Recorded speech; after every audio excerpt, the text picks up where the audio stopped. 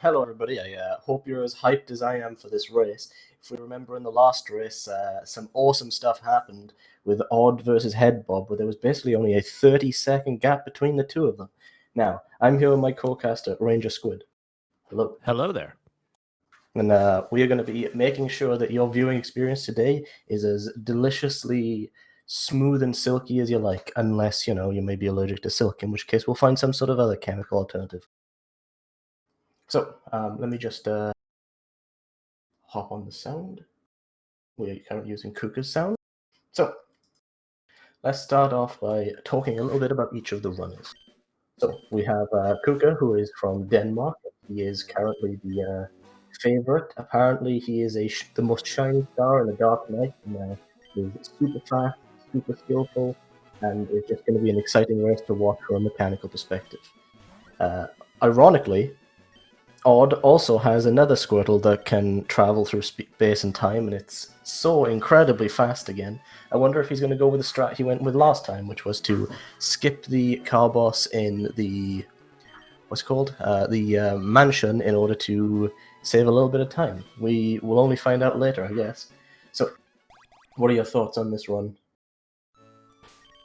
So because Kukker has the race record right now with a 205.54, and Headbob and Bjorsen were literally neck and neck until Elite Four, I'm thinking that Kukker might come on top. Although, according to chat, Bugcatcher Liam might not allow Kukker to get too far ahead. But I think that Headbob's going to give him a good run for his money as well. Same with Odden as well. Liam is a dangerous opponent. You must never Yes, he underestimate is. Bugcatcher. So yeah, I think a lot of the hype in this run from Kukker's perspective will be his clean movement, his hygienic plays, and his fast time saves. On the other hand, because of how close Bob and Odden are in the race, it's going to be quite exciting to see which one of them makes it through, because if we are expecting Kukker to do particularly well, that means that the other two racers are competing to see who gets eliminated. So I would keep a close eye on those two. Honestly, just keep an eye on all three at this point, because if Kukker gets behind it all, then it literally could be neck and neck for all three. So right now what we just saw was a reset, and what that reset is for is because this is a race. This isn't a world record sort of legal run. It can't be submitted, and the reason for that is because when they reset just there, they loaded a previous built save, which was specifically to have the exact Squirtle that they need to optimize their run. So for example, we already have the mild, rash, and rash natures at the bottom of the screen. This is because before the race, each of the players ran through the laboratory several times in order to make sure that they got the Squirtle that they wanted. Now, if you've ever tried to run this game, I haven't for this exact reason. I'm terrified. The lab is the worst part of the game. It's full of RNG. You have to make sure that you hit the exact perfect frame in order to get the Squirtle that you need. Because of this, most of that risk has been mitigated. Has been gotten rid of by the fact that everybody's Squirtle is pre-rolled and all that's clean. Otherwise, we'd be seeing people reset in order to make sure that they got the Squirtle they needed, and that's not really very useful in a run. So what we are looking for specifically is, Rash is one of the best types of Squirtle that you want to get. If you're looking at the stats, what you see is you'll have pretty nice speed, and your goal is to outspeed everything. Your next stat is your special attack, because most of your attacks as a Squirtle in the speedrun are specifically going to be special attacks. You have Bite is special, you have Surf, Water Pulse, any of the water moves, they're all special, and then you have Mega Kick, which is just special in my heart, but it's still physical in damage. I remember when I first started practicing this game, I spent about, I think, 4 hours the first day doing the manip, and I hit it twice in that whole time because I was just learning it. And then I eventually got down to a negative 300 offset. If anyone who runs the game understands what that means, I believe Iron has also like a negative 280 or something. And yeah, when I posted about that, people were like, "I'm sorry, what?" I don't know. I don't know if it's impressive or not impressive. No, that's really basically negative 300 milliseconds off of when you're supposed to hit the frame. So I'm hitting it 300 milliseconds before you're supposed to hit it. So, I'm trying to think what the next thing to discuss is. I did want to notice that Kukker did pick up the potion from the guy in Route 1. I didn't see if Odden or Headbob picked it up either, but a lot of the risk in this game tends to come in the early game, and perhaps two specific gym leaders are particularly dangerous as well. So any point up to and the defeating of Misty is quite risky. A lot of players may consider skipping certain safety precautions, but because this is a race, you want to lower the amount of risk you actually have as much as possible.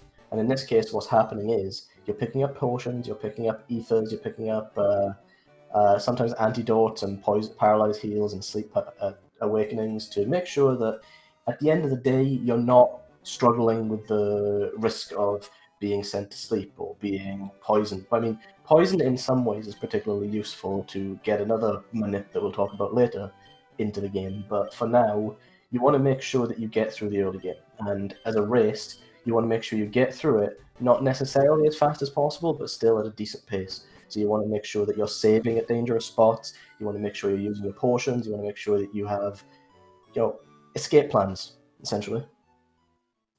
Going back to the stats, as mentioned earlier, I think that Kukker might have some issues with Brock because 23 mild is all right, but it could result in not the cleanest Brock in comparison to Headbob, for example, who has a rash 31 defense. Does have 31 defense. And Odden has 29 defense, which is still really good. So I think that Headbob and Odden might pull ahead at Brock because of this only. Although that being said, he did pick up the potion from the cellar at the mart, so... That is true, so he might be able to have just some safety strats along with it. He doesn't need to protect himself. He has the speed, he has the skill, he has that special attack at 31, it's all pretty nice. While Odd's Pokemon is particularly impressive in almost every respect. It has 17 HP, which means that he's going to get into that 1/3 threshold a little bit more difficultly. And there's a 14 on Headbob's Squirrel. So that's an even bigger extreme. But that being said, I'm being told that Odd is going for the bubble strats. That's a part of the DN strat I've heard so much about. But in particular, in this case, we have Odd, who is currently talking to the old man. Kukker is being shown how to catch Pokemon too. We're all in basically the same spot. So at this current point in time, we're quite evenly matched.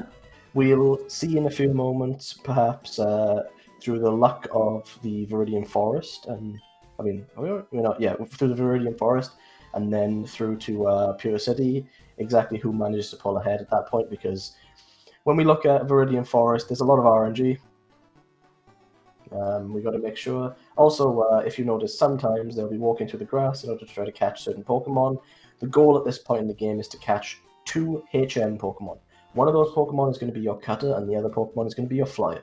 Flyers in this area are your Pidgey, and your Cutters are your Rattata. You don't want to evolve to Raticate. That'd be crazy. That wouldn't be a run. So what's going to happen is you're going to try to catch those Pokemon, and if you fail, it's fine, because later on there are several other Cutters that you can pick up in the later game, and there's several other Flyers. If you don't catch a Pidgey at this point in the game, what you're looking to do is catch a Spearow later on, because Spearows can fly too. And if you don't catch a Rattata, actually there's quite a few options. You can have a Paras, you can have a Sandshrew, you can find quite a few things that can go and cut later on.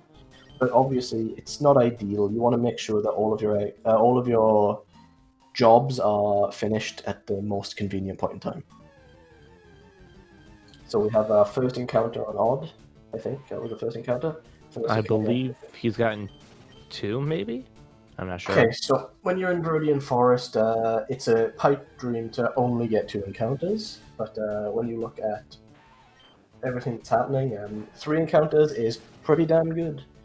4 encounters is alright, you're not mad at 4 encounters. 5 encounters, you're starting to get a bit slow, you're losing a bit of time on that many encounters. Because at this point now, he's going to have to... Kukker's just getting... Yeah, Kukker's just getting encounters constantly now. Well, I mean, sometimes you just have that bad RNG. So he's going to pick up the... and potion, Odin's and now... actually not getting the potion by the bug catcher unless he's getting it for afterwards.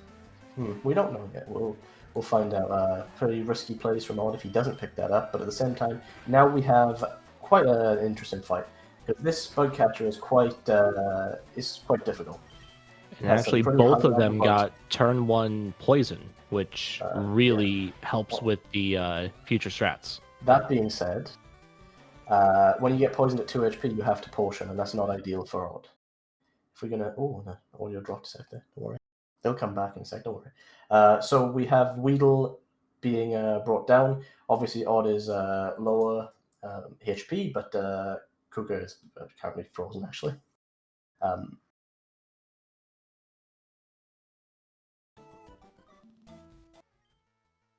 Oh, he beat him. Okay. Yeah, okay, so he's beaten him, and he is letting the poison hurt his Pokemon, because...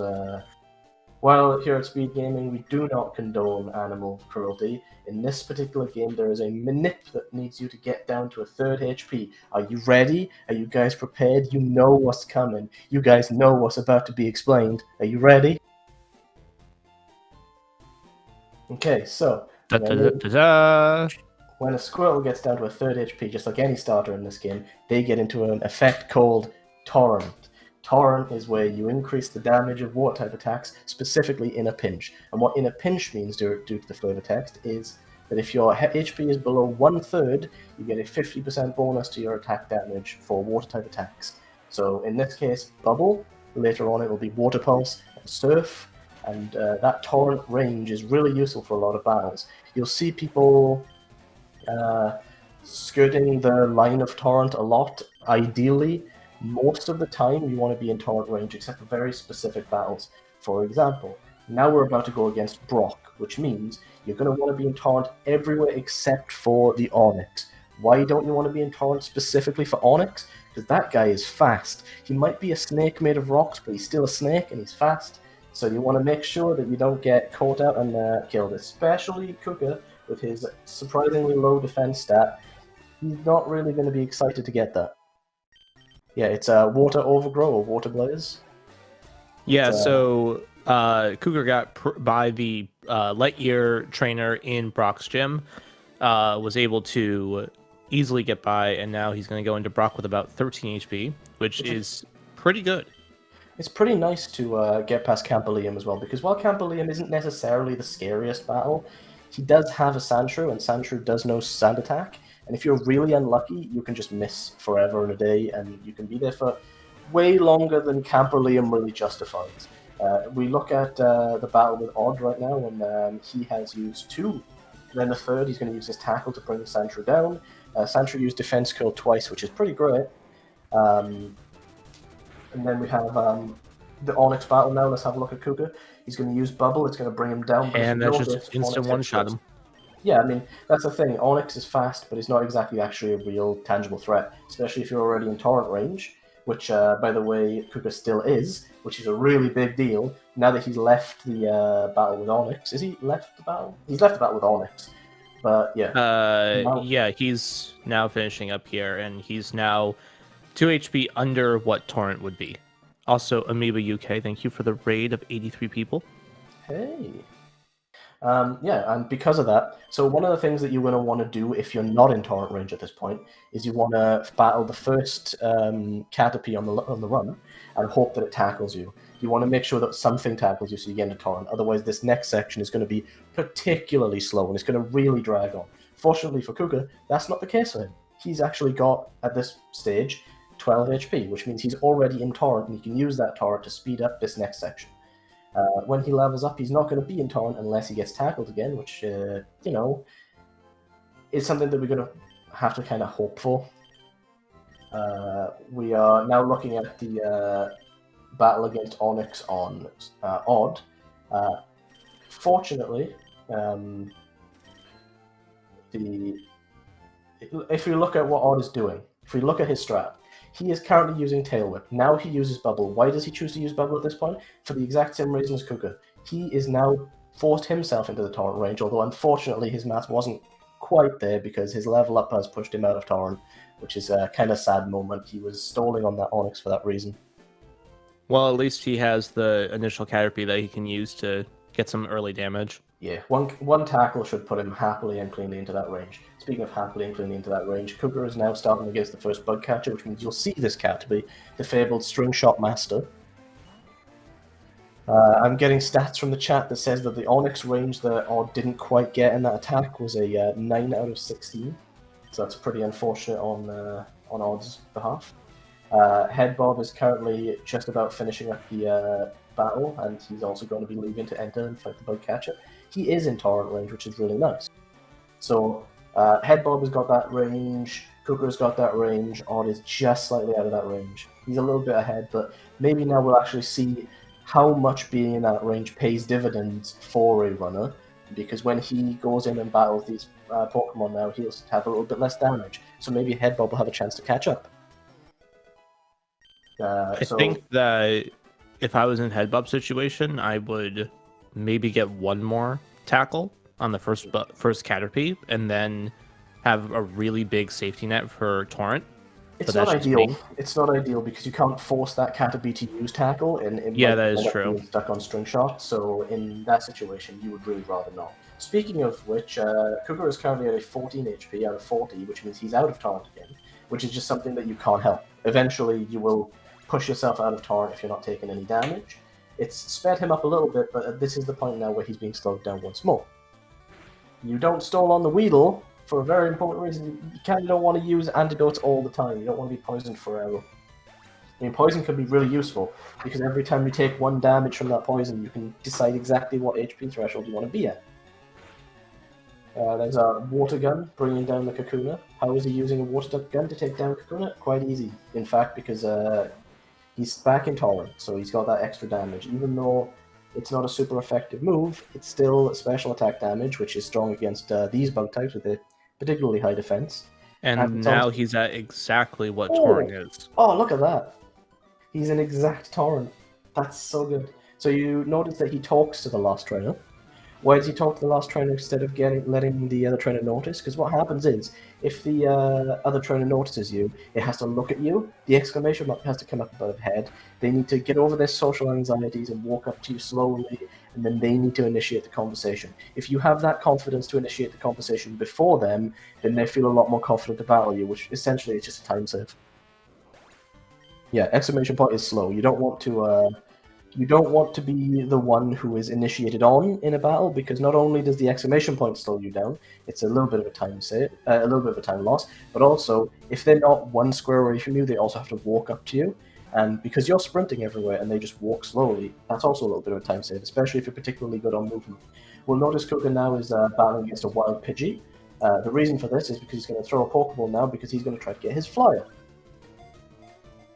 So, as we see, Odd has managed to get back into Torrent. He's at 11 out of 38.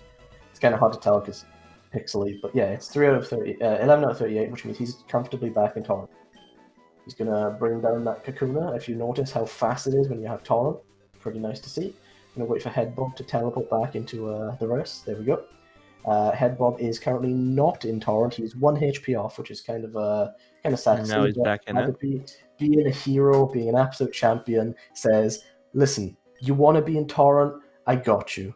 I will help. We've got Kukker now in Mount Moon.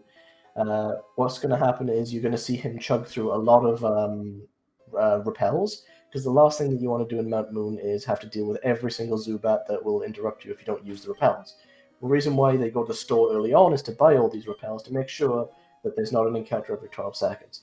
There are a few battles that happen in Mount Moon, but ideally you want to avoid as many as possible. So you see him just running around, avoiding everything, no encounters whatsoever. Nice, clean, fast Mount Moon. The last thing you want is to actually have to deal with those combats.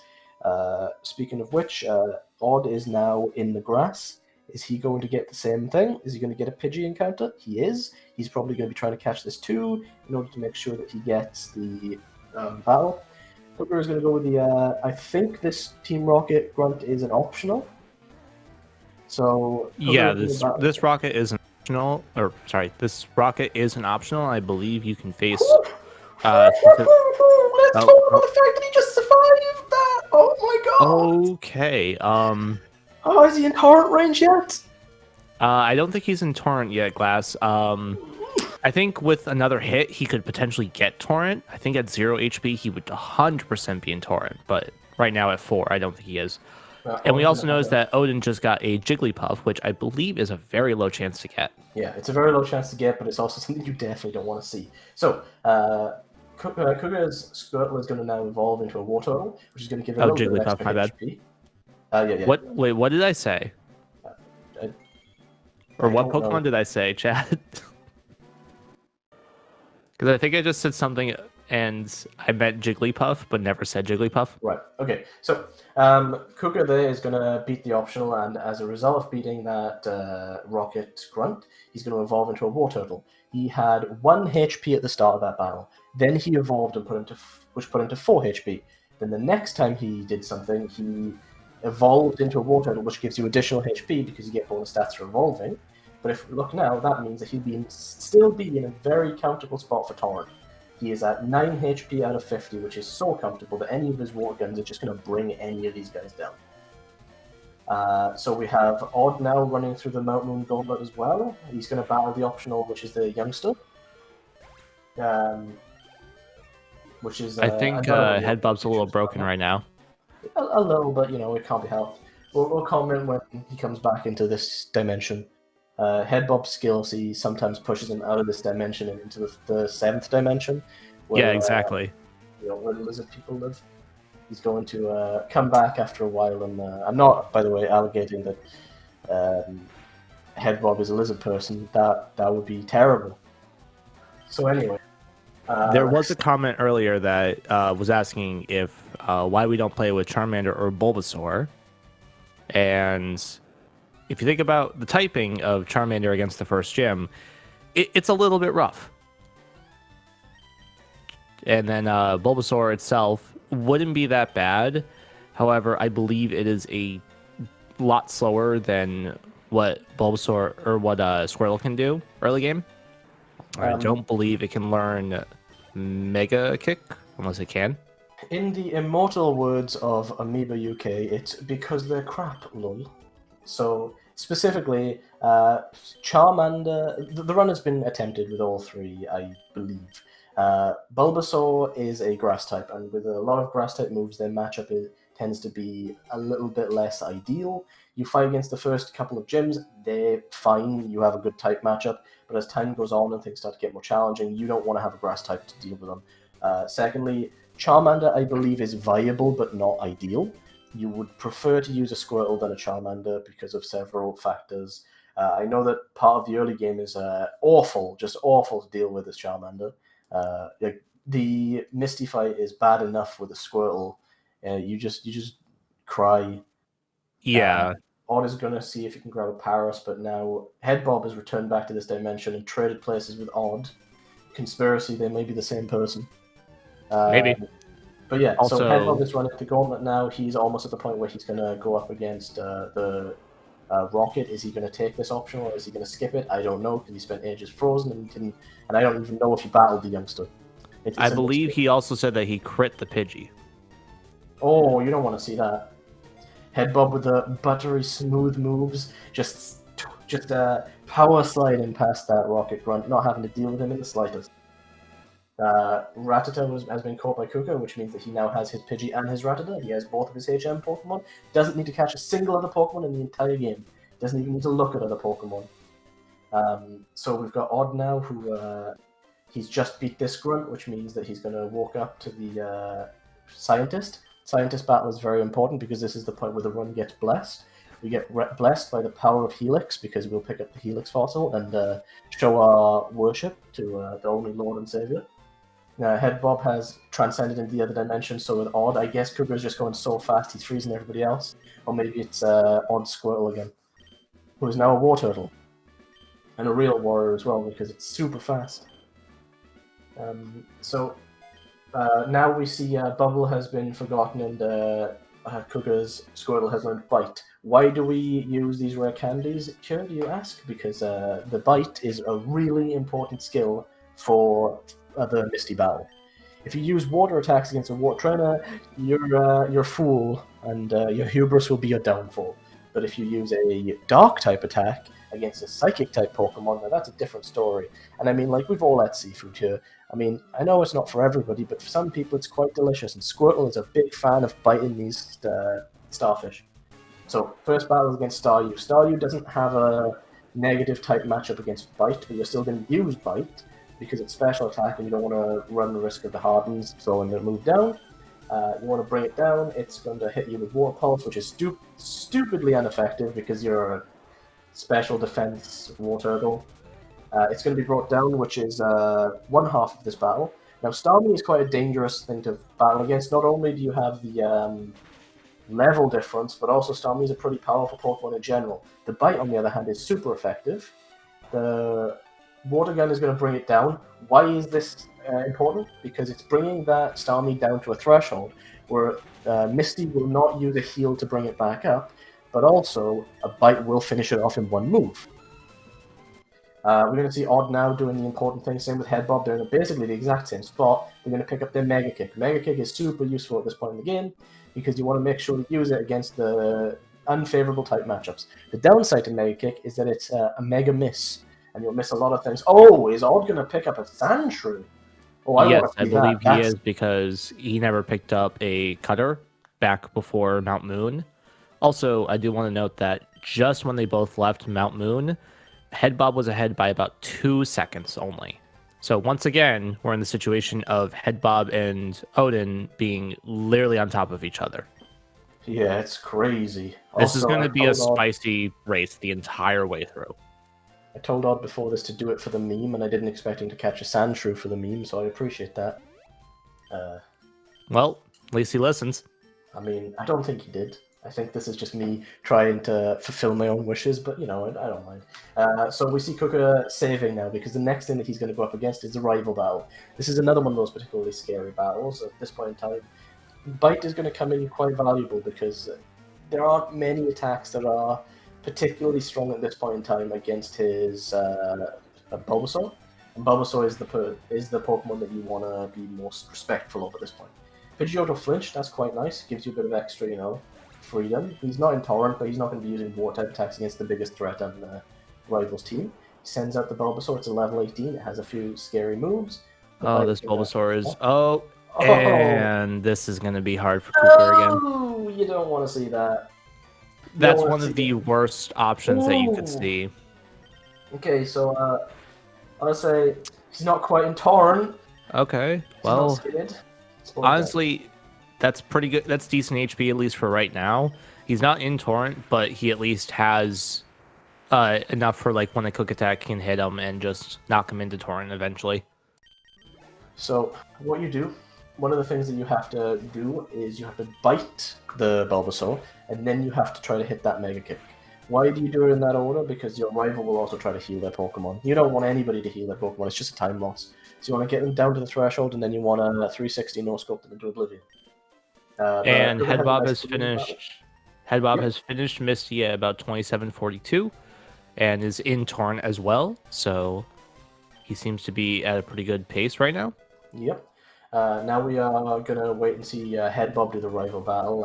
Odd is still fighting the Starmie for now. Oh, and he teleported forward a little bit. Ooh. That's some pretty impressive powers. But yeah. So he's going to hit the Starmie, and Odd's going to be crit. And it's going to bring him down. Oh boy. This isn't something that you like to see. But what's going to happen now, he's going to swap to his Pidgey, and we're going to see something that happens in speedrun races to make sure that, you know, it's a little bit safer. He's going to swap out to his Pidgey. He's going to use that revive that he picked up earlier. His Pidgey's going to go down, but that's not important because now his Squirtle is back.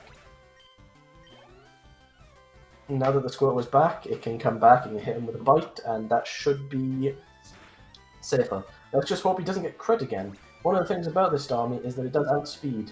I don't think Odd should really be doing that, but he's going for that risky, dangerous strat. And is that Starmie still up? Oh my god, okay. He's still Very up. bad luck on Odd right there. This is really bad.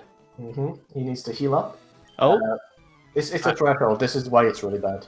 yeah, this is now just really, really bad for Odden. So what we need to do is we need to give him our energy for his bad RNG. But if this does bring... Oh, it doesn't bring the Stormy down, and he does outspeed, which means he needs to heal again. This is such a clutch time in the race as well. Like I said, the early game is the dangerous part. Stormy's going to hit him with a rapid spin. I don't know, I guess Misty is BMing him or something. But he gets crit again and he gets brought down. This is really Oh my god. He has no this revives. Is actually no insane. Revives. Did he save? We'll find out. No, he didn't. He would have reset already. So now Odden is actually just... He's behind a bit, but there's still a chance. I mean... Oh yeah, no, 100%. He's still in this. I don't... Oh. Well, this is... Oh no. Oh. No. Oh. This is... I certainly hope he's going to try. He's going for it. Okay. He's not out of this. This is going to be like that anime comeback. The protagonist comes back, gets defeated by Misty, runs away from every encounter. This is probably a time loss of like, I want to say, hang on. 5 minutes? Oh, it's going to be at least 5 minutes because he has to go through Mount Moon again. Yeah, this is going to be at least a 5-minute time loss for him. But don't count him out yet. Honestly, there's been tougher comebacks that have literally come back from the dead and made it. So I believe 100%.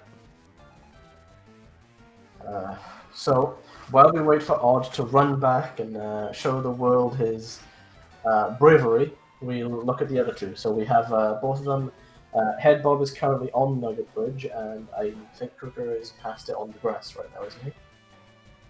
I believe Kukker is on the Nidoran trainer on Route 25, and Headbob's on these. Nope, he's on the 4th trainer actually. On almost the end of Nugget Bridge. Which, is Odden just fighting this trainer because he can, or did he forget about him? I don't know. Well, a little extra XP, I guess.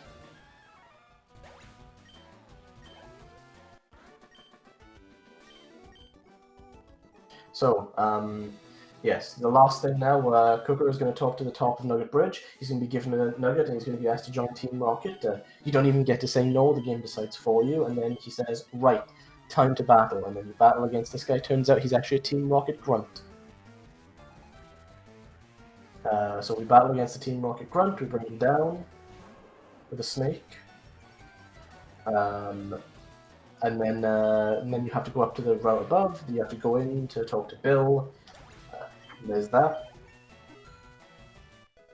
So we have to hope that Odd gets some good RNG in the forest to see if you can get back. There's no combat encounters now. There's no encounter in that piece of grass. That's nice. Is there going to be one? No encounter, so you get some decent RNG there. He's going to run all the way back up to this road. He walks through the grass a little. Not sure why. Does he have repels? Because he might need to remember to get repels. Okay, he does. He's got to get repels, 100%. So he's going to run through. The battles have been happening. Kukker picks up the items that are hidden in the ground. One of the things about this run is to learn where all the hidden items are, because some of them are really important. I mean, you don't necessarily learn where every single hidden item in the game is, but you do learn where the ones that are important for the run are. So we're going to see him battle against an Onyx. Like, earlier on, Onyx was a worry, but now Kukker outspeeds him because he's such a big level difference. And because of that, you see that Onyx is kind of just a pushover against special attack, especially if it's super effective. We still see him sprinting like Rocky Balboa. Odd is going to get... Oh, is the game frozen? He did pick up 6 repels, by the way. So he should have plenty... Oh, and... Yeah, I'm worrying about... he hit the lady. Yeah. He's trying to go fast. He's trying to play risky because he's trying to catch back up, which is a really... I think he's also trying to get a little bit of XP as well to potentially hit level 20, maybe, for Misty then. Potentially. And he gets disabled. Wow, that's actually just... Wow, this is... Fight is going to bring down... Honestly, Odden's just getting some really unlucky, just extra fights. It's true. And the thing is, you can't play this the same way that you would play the standard run either, because if you've been pushed back this far, you need time saves. You need to make sure that you get back exactly. as soon as possible. Oh, he's playing quite riskily here. He didn't use his repel yet. He's playing dangerously, but his dangerous plays might pay off for him. If it does, think about how hyped that would be. That would be the spiciest, most brave plays of all time. Speaking of braveness, we are now looking at Headbob. He's picking up an elixir. He's in the grass maze, and he's going to pick the lower guy. And Kukker's on the final trainer in Route 25, and is about to go talk to Bill as well. And I actually didn't see if Kukker is... Okay, he's actually out of Torrent right now, and he misses a Mega Kick. Okay. Well, he's now in Torrent. Let's see if he misses... Oh, then he's just going to go for Bite. And he gets a Sweet Scent, which is really, really nice. Hit 2 out of 5 kicks. Cool. All right, so that Oddish is down. Yeah, this trainer has an Oddish, a Pidgey, and an Oddish, and it is just... It's a tough fight, honestly. Odd manages to manip the optional so he doesn't get that bad fight. Fortunately, he's being a bit more careful now that he's almost back to where he should be. He's going to sprint up. Everything's been beaten. He's going to take those few steps of grace period after you stop being invulnerable to encounters. And then he's going to go around. And he's almost out of Mount Moon. All right, he is out of Mount Moon, in which he's now back in it. And I believe that he's going to beat Misty up and get payback for his loss right there. He did some training in the mountains, did some training in the forest, and now he's back. So we have Kukker now, who is talking to a Pokemon, or as it turns out, it's actually Bill in disguise. He's got a clever disguise on. He's worn some pink makeup and can't really tell it's him anymore. So he's going to ask Kukker to hack into the mainframe, discharge the servos, scan the disk drives, and insert the floppy to make sure that he can get back to his human state.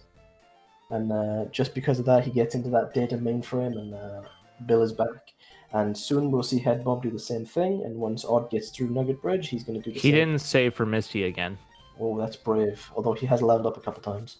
Yeah, he has leveled... Oh, my... Okay, he got confused, but he broke through, thank God. But this could be really bad if he gets unlucky again. I don't want to see it. He's going to send out the Pidgey. Yeah, that's 100% I'd be making that play too. Sends out the Water Pulse. Which means he's going to swap, I imagine, to... Oh, he's going to swap back out to the water. And he's going to use Swift, and then he's going to hit it with a Bite. A little bit of extra damage. That looks like a low range. Yeah, is it gonna hit? Is it gonna hit the range this time? Is he gonna go for it? He is gonna. Go for it. Does anyone know what the range is? It's alive. It's gonna be super potioned. Oh my god. Oh lord. What is the range for a 2 KO on that? Do you know? Let's ask the chat. Stats, fellas. For a 31 rash at 21 level 21. Headbob is hacking the mainframe. But he is officially through it. And all set.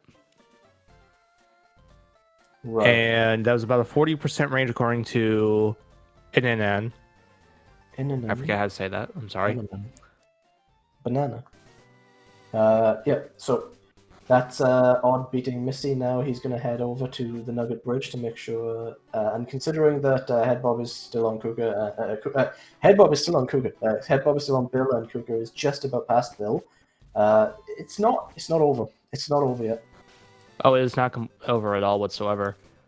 Honestly, Headbob or Kukker could have really bad surges or really bad Koga fights, and those could result in Odden just coming back from beyond like the time loss that he just got, and literally coming back into the race. The camper, who is the guardian of one of basically the worst gym in the entire game. We are looking at a Surge gym. He's gonna head over to the SSN. And what speedrunners tend to do in this situation is they tend to run past every single trainer in the SSN because you don't have to fight any of them. They're all completely optional. And in a game like this, where you're trying to get as fast as possible, you just skip every single optional. Also, why would you barge into other people's rooms? That's just being rude. You gotta knock at least. Exactly. Exactly. So instead, you just skip all the way to the captain. You save beforehand because it's a rival battle. You battle your rival. You pat the captain on the back, and he'll give you cut, which is access to Hell, which is also known as the Lieutenant LT Surge Gym. When you head into the Surge Gym, what you're going to see is you're going to see the cans section. You save. You find the first can. You save the game.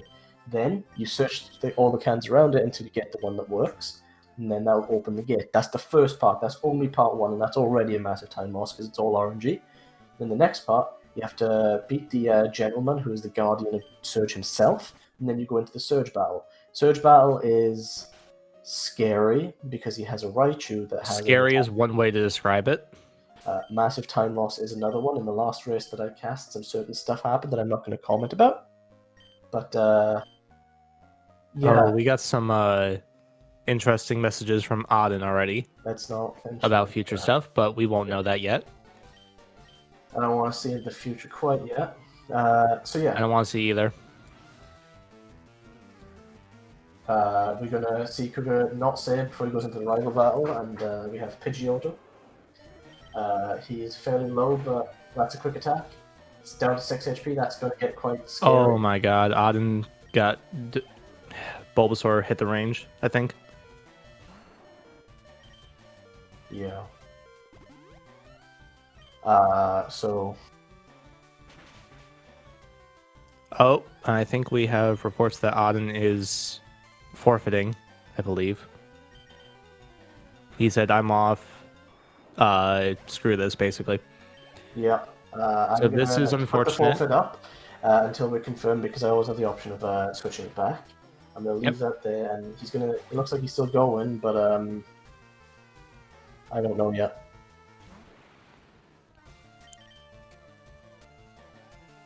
I'll leave it at unforfeit until the actual game resets. Then I'll catch that. Oh, check, you know? left at 1 HP. Oh. Oh, that's... yeah. I think that's the one, yeah. Yep. That's really unfortunate. That's the one you don't want to miss whatsoever. Yeah, when you get broken by that RNG, that's something that's sad. You never want to And see he that. had bad RNG all the way from Misty up, and it was just constant for him. I'll put the forfeit up now, and then I will. Well, we can think. So Kukker has patted the captain on the back, and he's been given cat as a gift, which means now he is likely going to head towards the Surge battle, unless we're going to see the legendary late Surge. Before that, he's going to head to this bed. This is the bed where he can rest up to get fully healed. Once he rests up, he's going to head off, and we're going to see where he's going to go. Headbob is currently still in the rival battle. And he just got put to sleep. You did? You never want to see that? No, you do not. And it's only 75% accurate, so it's just like Mega Miss, but for some reason the AI seem to hit these more than anyone else does. It's because nobody ever picks Bulbasaur, so when it is picked, you've got to get some love. That is true. Or maybe they're just rigging the game, you know? Maybe. Who knows? Maybe the rival is just secretly a member of his dad. Maybe works for Nintendo. You know what? You may be right. They also may be a secret watcher of Shiro666, the current world record holder. So they may be taking some of his luck. But you see, maybe that's not the case, because the rival always loses in every speedrun. Every speedrun that makes it to the end, the rival loses. So they can't be That is true. They just need to be insider trading. So Kukker is going to look through every single bin. Hey, there's a switch. Oh, that's actually he a pretty did good get a 50-50 here. There can So only be, I think, 2 switches. I don't know if it can be at a diagonal. no, it cannot be a diagonal. It can only be, in this case, the right one or the one below it. So he's going to inventory manip the second And switch he got away. it. Okay, now he's going to talk to the Guardian. This is the gentleman. Once he brings down the gentleman, he will be battling against Surge, and we're going to need everybody to give as much luck to Kukker as possible for a nice, fast Surge run.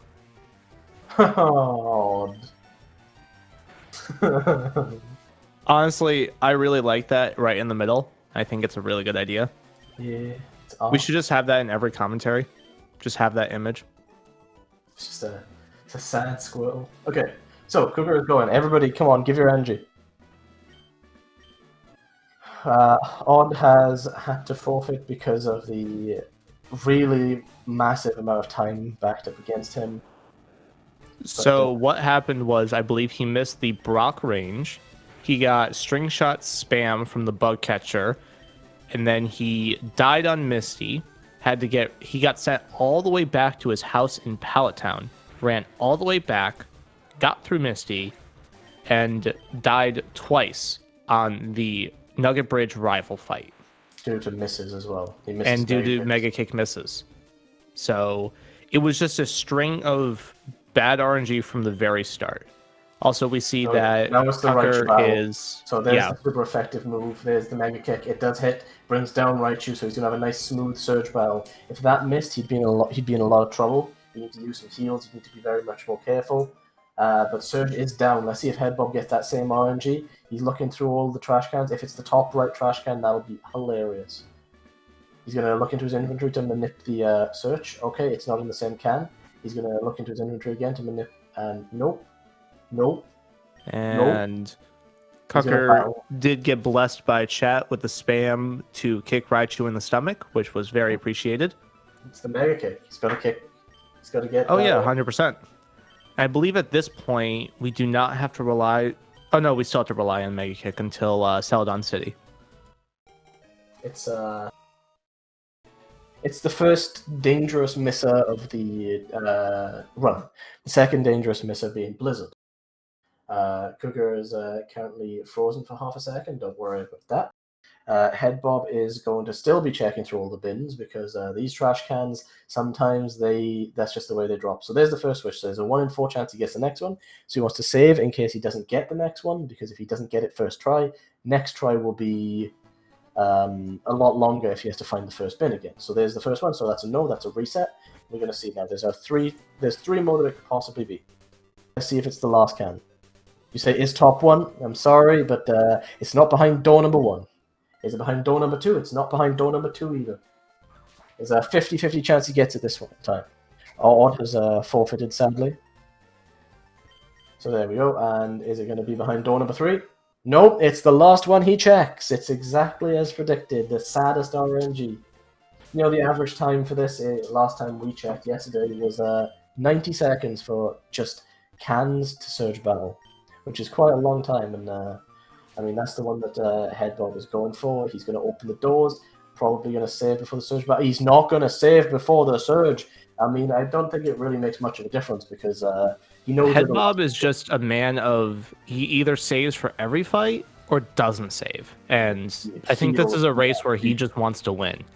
Yeah, I mean, at this point, it's not even an issue of, like, DNF. If he gets to the point where he finishes, he's through the next round, because that's the way this round qualifies. So in this case, he doesn't really need to be as scared, and he can go for some interesting strats. Both of them can. Well, let's see what they make of this. Let's see if they get some fast records because they go particularly quickly, or if they get some bad RNG. Raichu uses double team, which means that there's 2 Raichus now. Oh boy! Double team again. Are there going to be 4 now there's going to be 4 Raichus. It's just going to keep going up. One's bad enough. There's the water pulse. We got some nice luck here. He's going for a Mega Kick though. There were 4 of them, and he was confused because he actually hit a Mega Kick. Oh my gosh! What? That's even better. So I need to see. But he got static, which is rough, but that's okay. Let me calc this odds really quick.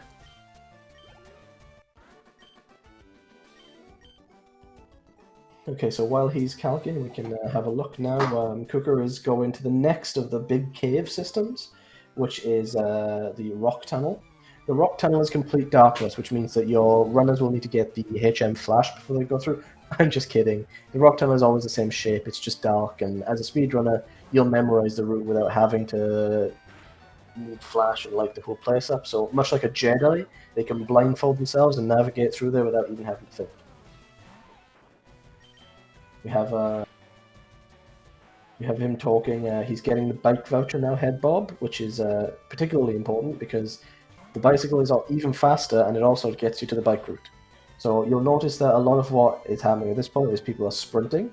They're going to hold down their B button and sprint. He's going to need to move slightly to the side because there's a picnicker who has the same range as the one below her, and the last thing you want to do is fight an optional battle that you don't need to battle. It's a time loss. So Rare candy with 2 double teams is brought down for 100% accuracy moves to 60% accurate. And then with Mega Kick's accuracy of 75% is brought down to about a 45% chance to hit that Mega Kick that I believe Headbob did. So it's essentially just a coin toss, and it came up heads for Headbob. He's going to pick up the bicycle now, and he's going to also head to Rock Tunnel. Kukker is going to battle against one of the trainers that you need to go up against in Rock Tunnel, which is this guy who is dressed like, I believe, a Charizard. He's going to send out a Cubone, which is great because it's a ground type Pokemon, which means it's weak to water type attacks. Whilst Kukker is not in Torrent, it doesn't matter because he's already hitting super effective abilities. Yeah, Squirtle is so fast, he's already finished the race. Yeah, I mean, with how many teleports we've had from each of the runners, it makes sense. I know, right? But that's just one of the side effects to Twitch. It can't really be helped that using software now is being fought actively against by Twitch and making these races a little bit more difficult to watch. It can't be helped. So the freezing is it's not any of our technical difficulties. It's just something that can't be helped. I can't say that word. It's banned. So I sorry, you meant the stimulus package, right? Not whatever that other word was, right? I wouldn't know. I'm not in that country. Touche. To be honest, I actually don't know where you're from, so... I'm from the UK.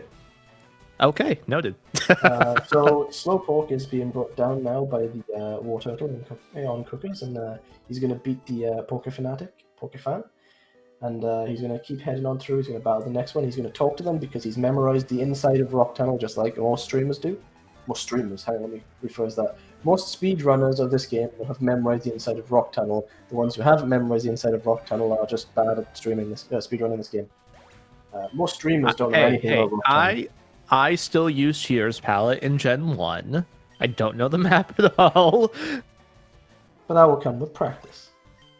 Yeah, no, I'm honestly starting to actually get used to it. But it took at least 2 to 3 weeks of just seeing the map itself. One thing I do want to say that's pretty impressive is that Odd has managed to get 0 hails in this his entire time in this race. In this tournament, he's gotten hails 0 times, which is really impressive. Isn't that just 1 time? 2 times. He's been in 2 races. He didn't get hail in this race, did he? Oh, yeah. Hailless. He's got hailless. He's already at hailless. That's how fast his Squirtle is. Yes, exactly. We're going to see Headbob now drifting down with that bicycle to the Rock Tunnel, and he's going to zip around. I can't really comment much on Kukker because that stream is currently paused. Can't be helped, don't worry about it. So we will now see the repels usage.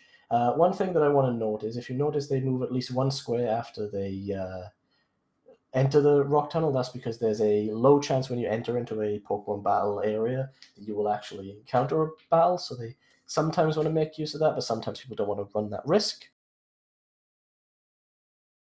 So now we are looking at... So we've got someone who's teleporting through time just as the Flash does in the series, and eventually will come back to us. And now Headbob's also he'll already teleporting. be on by that point. Kukker is so fast that he'll have already reached that point in time. Yeah, at this point we should just start talking with them about the run, asking them how they did. I mean, everything is frozen there for a second. We just had to sort of sit there and accept the fact that we couldn't see a single thing. So Rock Tunnel movement now. Headbob is going to walk into the Poke Fanatic, the one who Pokemaniac that Kukker defeated earlier. But instead of talking to him, he's going to walk past and get the exclamation mark, which is a little bit of a time loss. I don't know which one is better, to be honest with you, on that one. I'm just not sure. I know this is a very mapped out game, and in order to sort of know everything, you need all the spreadsheets in front of you, and I don't have those. My brain can't handle that much data at once. I'm only a mathematician.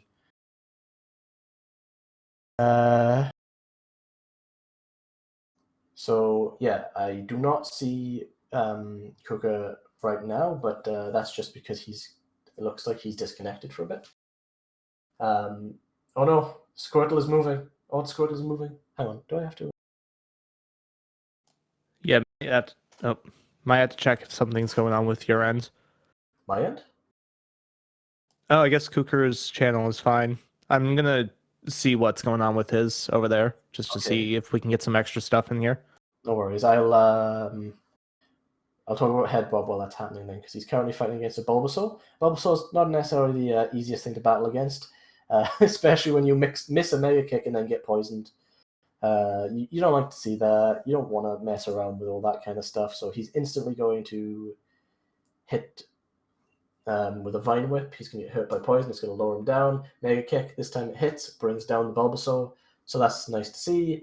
Poison, maybe he's going to get him into Torrent. I don't know which battle comes next, so it might be a speedy one. If it's a speedy one, you don't want to be in Torrent. He's going to walk around and just take the damage. Repel's effect wore off, so he's going to reuse it. Because of that, he's going to antidote first, apparently, and then he's going to repel. So we have some. So he is through Rock Tunnel right now. He is currently at the Mart. Kukker, by the way. Yeah. And I believe we'll know exactly what his Mart exit time is. And 5604 is his Mart exit time. So that is where he's currently at. He's facing the Gambler now. Okay. Wait. The Gamer Rich? Gamer Rich. Yes, he is all the way through Rock Tunnel. Gamer Rich. We all want to live that life where we become rich by being gamers, am I right, guys? Gamer Rich is the ideal human. He's peak performance in one tight thing, in one neat package, and at the same time, oh Lord, we want to see him. He's got himself a beautiful little puppy as well. It's great. He's got his life together. Not only is he a gamer, but he's also rich. You love to see him. He's a hero on the run. Whenever you see somebody battle against Gamer Rich, it brings a smile on my face. And I believe Gamer Rich. I believe I actually checked out Kukker's PB compared to his current time, and I believe he was only 2 minutes around behind from when he was at Lieutenant Surge. So he's not too far behind from his normal any percent time. Which is crazy because usually in a race you expect the difference to be at least about 5 minutes. So yeah, 100%. At this point, considering that he's already made it past one of the scariest parts of the run, which is, Surge, he's also made it past the early game. Let's not undersell the fact that he is running with that kind of stuff, but he's managed to get past Surge. He's also managed to get past the early game, and he's only at, what do you say, 2 minutes, 3 minutes? I'm going to check to see what Mart exit becomes. Okay, so essentially what we're doing here is we've taken a photo of a point in Kukker's stream, and we're just kind of explaining to you through audio. So you're basically listening to the VOD at this point. You're listening to the audio version of the stream. Okay, so he had a 55-35 Mart exit, and he just got a 5604 Mart exit in this race, which means he's only about 40 seconds off of his current PB of 202.12, which is I think he's seriously just thinking this is an any percent run, and he's just going for PB attempts at this point. Yeah, at this point you just can. You have a pre-rolled Squirtle and you got that extra bit of a benefit. We're in that luxury stage now where he knows that because somebody has forfeited, there's not really any reason why he can't just keep going. And as a result, he can just kind of relax. There's not so much pressure anymore on this run. And I believe we have some information that someone is working on the restream issue. So eventually we will come back and we will see Kukker's live on air. Yeah, we'll see him teleport from this frozen position to I don't know where do you think he's going to end up by the time the stream restarts? My money's on Lorelei. Honestly, I was thinking that he was going to be at Agatha by the time he gets done with it all. And he's going to be going for a PB. If he's going for PB, he might be at Agatha. I don't want to undersell a skill. And the best part is that I think he's actually going to get really, really good luck at Agatha based on his current pace right now. And he's just going. And also, in comparison, Headbob is nearly done with Rock Tunnel at about 59 minutes. So he's not too far behind. He's only about 3 to 4 minutes behind, Kukker, which is pretty good despite Headbob's somewhat unlucky beginning in comparison to Kukker.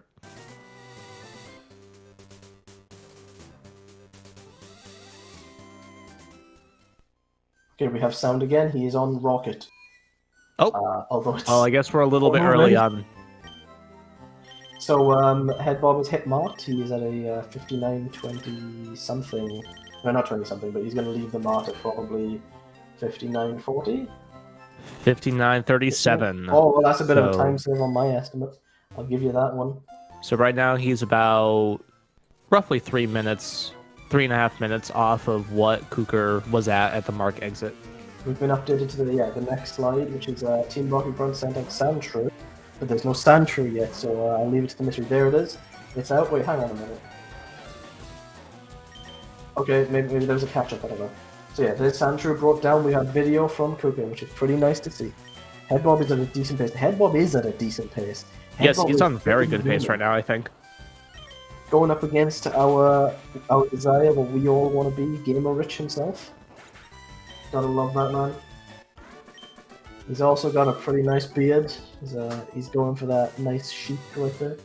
And as we find Kukker battling against the forces of evil, or alleged evil, we can't confirm whether or not Team Rocket are actually bad guys. He's going up against the two guardians of Giovanni, which means he's going to actually be battling against Giovanni almost right now, which is pretty great. Headbob's PB had a 57.56 exit of Rock Tunnel, so he's only about 2 minutes behind his own PB, which is a really incredible pace. That both of these runners are so close to their own regular time that it seems like they haven't had any bad RNG really. So after this battle that Kukker is doing right now, you're going to see something pretty interesting. So it's not impossible to defeat Giovanni with a War Turtle, but he's still going to use his rare candies to bring his War Turtle up to level 36, which is the threshold to evolve it into a Blastoise. Once you've got a Blastoise, the Giovanni battle isn't particularly scary. There's only one part of it that's scary at any point in time, and that's being crit by the Mega Punch from the Kangaskhan. So if we don't see that crit, we will be in quite a nice spot. And because Headbob has defeated the Team Rocket Grunt that's guarding the poster, he can flip the switch and he can get into the base. Hideout is now accessed by both of them. They're both in the same place. So there's the evolution that I just mentioned. We're going to see a Blastoise being one battled against. Imagine being a speedrunner and accidentally pressing B at this point, cancelling the evolution to a Blastoise, and just being a little bit behind despite having to pay the rare candies to try to evolve. Oh, that would be sad. I feel like people have done that in the past where they've had a great run and someone's just hit B because they were just mashing and realized their mistake afterwards. It's, I tell you, when you're speedrunning and you have to mash buttons and then there's a part in the game where you specifically shouldn't be mashing buttons, it's anxiety inducing because you know you might press that button. And when a Pokemon is evolving, you have to put your hands away from the button. You don't want to touch that. I did that in Alpha Sapphire once on like my third run ever, where I evolved my Mudkip but didn't evolve it because I clicked B by accident because I was just kind of mashing A and B at the same time. So we're being asked to mention a specific point that is this area here. If we look up, there's a pickup of a rare candy. Also, what happens is they have to pick. There's an item that's blocking the path on those Swivelers, which will take you to so they pick up that Moonstone. This Moonstone is crucial to the speedrun because when you finally catch the Clefairy, there's going to be your true run winner. I'm just kidding, by the way. It's you never use the Moonstone, but it's in the way. No, actually, it is true because in the tasks of this game, you use a Clefable, so it is accurate. Really? Really, yes. It's crazy. Yeah, it's a very cool task. So if anyone is interested, please go check out the Pokemon FireRed LeafGreen TAS. It features a Clefable that you get in Mount Moon. It uses Mega Kick, it uses a bunch of other stuff. It's absolutely amazing. If Kukker TM was Kukker TV, this would be the shopping episode because he's heading up into the tower. He's going to do some purchases on the 5th floor, get some of the stuff that he really needs for this run. He's going to buy his X's because later on you're going to need to do some X attacks and X specials and a guard spec if you want to be careful in order to make sure that your rival can be beaten. You see, Alakazam is a particularly scary opponent in this run, and it can outspeed you and it can bring you down really fast. So you need to use items when you're fighting the Pidgeot to make sure that you're ready to battle the Alakazam later on. So we have the Arbok currently battling against Headbob. He's bringing him down. No worries, he's still at level 33. He is about to open the gate into Giovanni, which means he's going to spend his 3 rare candies, and he's going to evolve into Blastoise. What Kukker is doing right now is he's going to cut open this pathway. He's going to go up to the house, and this lady is going to give him a HM, specifically Fly, which will let him get around the map a lot quicker, which is pretty useful for a lot of time saves in this run. To be honest, most of the run is done by skipping areas, which in its sheer madness, because the center of the map is where you battle against Sabrina, and Sabrina is the second to last gym that you battle in this run, because you don't have to put the T in, and you make sure that you battle Sabrina at the same time that you free up Sylph Tower. It's not Sylph Tower. What's the big tower in the middle of Stylo? Sylph Company. So it is Sylph. So you get the Master Ball. Yeah, not Sylph Tower, but Sylph Company, because it's clearly a company. It's not some evil organization's hideout secretly or anything. Yeah, absolutely. You're actually crazy if you think that. I know, right? There's no proof whatsoever. Speaking of towers, though, this is the Pokemon Tower, which is a place where fallen Pokemon are sent to rest, and you have been given the Sylph Scope in order to make sure that you can see these Pokemon. This is a rival battle that Kukker is not going to save for, and if he brings this rival down particularly quickly, then that'll be a really interesting thing to see. Headbob's evolving his Wartortle now into a Blastoise in order to bring down Giovanni. And so here's the Pidgeotto. Pidgeotto noticed that he's going to use X accuracy, because the last thing you want to do in this battle is miss. Then he's going to pop an X attack to make sure that he gets the damage, because the ratios aren't exactly in his favor until he uses these. He's going to keep using abilities and buffs until he gets low enough. Then he's going to bring down Pidgeotto, as he just did. And the next one is Ivysaur. Ivysaur is not particularly scary, except for the fact that you do not want to miss this Mega Kick. He's X attack though, which means that that's going to be quite difficult. Brings down the Ivysaur, and next on the menu is the Gyarados. I didn't see a Gyarados before on his team, so he must have caught this out off camera. He's considering we are speedrunning, it's only been 1 hour and 6 minutes since Pallet Town.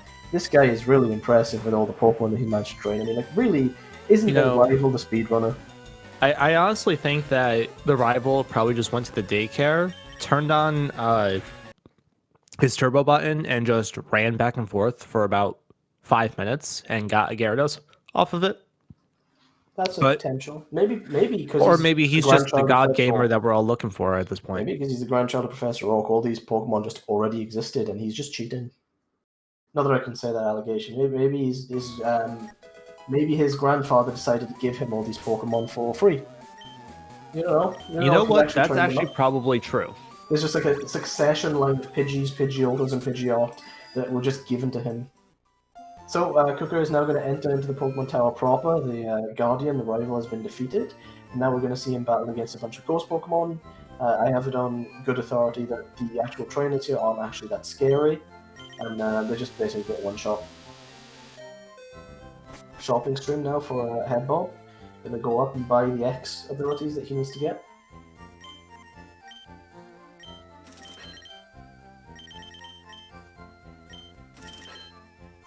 As a man of culture, I'm gonna swap to Kukker's audio because the sound of the shopping area is not as cool as the Pokemon Tower, which is all creepy, and you gotta do that. Personally, I'm actually more of a fan of the department store music than the Pokemon Tower music. Really? Yeah, I absolutely love the Mart music. But listen, it's so creepy. Yeah, I don't like that. Oh, no!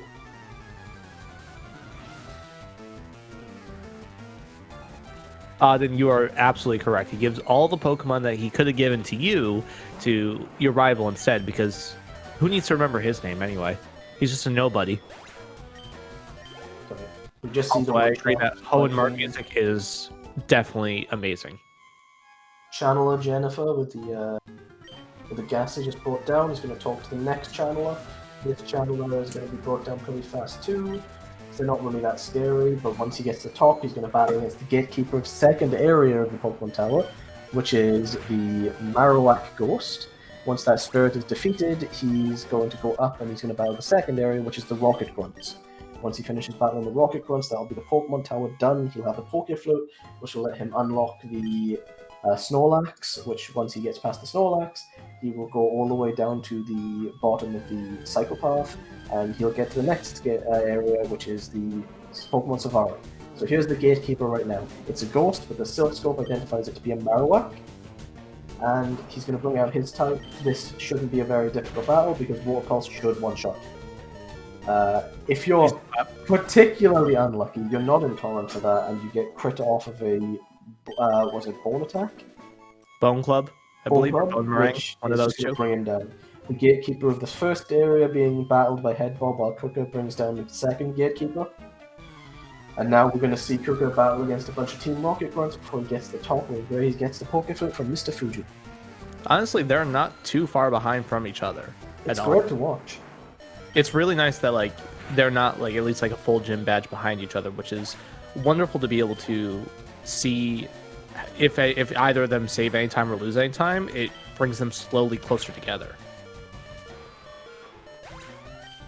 Now, I think we're getting close to the true gatekeeper of this entire run, if I'm not mistaken, right?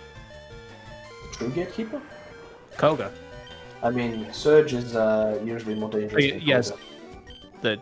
the initial gatekeeper, but then Koga decides whether or not your run is actually good and valid. Yeah. And then allows bans you from going on. Surge decides if you have a run, Koga decides if it's a good time.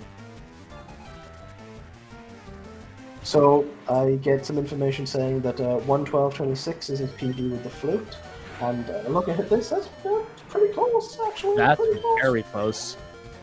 He might be literally on pace for his own technical PB. Not quite, but it's not far off. Yeah, it's not far off at all. Seeing an actual PB time in a race is something. He's crazy. He's crazy. Absolutely insane. Here's the battle against Kadabra by Headbob. So what's happening in this battle is Abra has evolved into Kadabra. What's going to happen next is it's going to evolve into Alakazam, and its speed is going to get to the point where it's actually dangerous. The speed and special attack on an Alakazam is scary enough that you actually want to buy items from the mart to use to make sure that that run is kept safe. So Headbob is now going to leave the Pokemon Tower, which means he is... No, not leave, he's going up, I don't know what I'm talking about. He's going to get to the last part of Pokemon Tower. He's going to pick up the... pace, he's going to get to the other side now, he's going to go up these stairs. And I think there's 2 channeler battles that are needed, which is... yes, I believe there's... He's going to mimic this one. 2 or 3, I believe. Make sure, and then he's going to battle this one. He's going to talk to them from the side because exclamation mark is a time loss. And then he's going to head upstairs to the next area. That's where he's going to battle the last battler, and then he's going to go to fight the gatekeeper, which again is Marowak. While that's happening, Kukker is talking to Mr. Fuji, who is going to teleport into his house where he gives him a Pokeflute. And then he's going to fly over to the Snorlax, which he's going to wake up. We'll talk about that more when he actually gets to the Snorlax. Also, he got the Pokeflute at about 1:12:55, which is literally only 30 seconds off of his current PB time, which is... that's just absolutely insane. Holy shit. This is a spicy run. Yeah, I know, right? This is like he's eating some cayenne pepper. So, Channeler Jennifer has been moved out. Getting screwed over by the Clefairy. I mean... There's the T. Now that he has the T, he can activate... Oh my god, that Clefairy really just wants to get in his way. I know, right? Okay, so here's the next mandatory battle for Headbob. He's going to bring down this channel, and once this channel is gone... Okay, So we're at the poker trick. So what's going to happen is he's going to play the Snorlax the song of his people. This is going to wake Snorlax up, and Snorlax is going to be quite mad. He's going to want to battle him, but Kukker is going to say, "No thanks, I just woke you up because I need you to move." And Snorlax, being a gentleman, will say, "Understandable, have a nice day, sir," and we'll just leave. And there's not going to be anything else to it. See, Snorlax just walks off happily. Yeah, it's really. He was being an inconvenience. Snorlax didn't realize it was being an inconvenience, and so. Oh, whoa! Oh my God. Okay. Ooh, okay.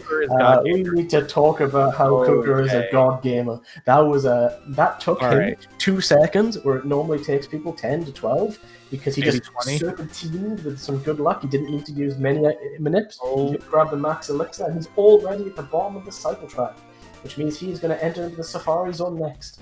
It's going to be hard pressed for Headbob to even keep up with that level of serpentine. As you said in the very beginning that Kukker has god movement, you are completely correct on that, because that just blew my mind out of the water at how quick that was. He literally thinks this is a PB attempt. This ain't no race. He doesn't care about Headbob. He doesn't care about Odden. He cares about himself, Kukker. He's teleporting. He's got that speed. Exactly. He's teleporting everywhere. He's zooming through everything. Like He's nothing. Channeling the power of his ancestors, the Viking warriors, at this moment in time. Exactly. He's forgotten where he is. He doesn't know where he is. It's just what's the word for it? Odin's blessing. He's gone into a. Speaking of which, considering the Odin DNF, that's a bit weird, but it's just that all of that power is being channeled into one warrior now. So, exactly. It's Kukker's time saves plus Odin's time saves in one. They've become one being. It's the ultimate life form. So he's going to run in now and get to the end of Safari Zone. Safari Zone is where you grab your gold teeth and you grab the HM Surf.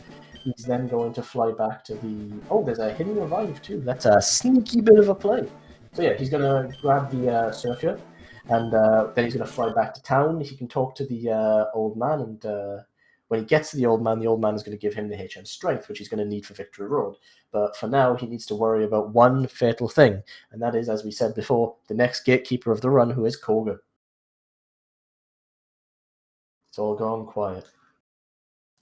Koga is one of the... It's probably the second toughest fight in this entire run.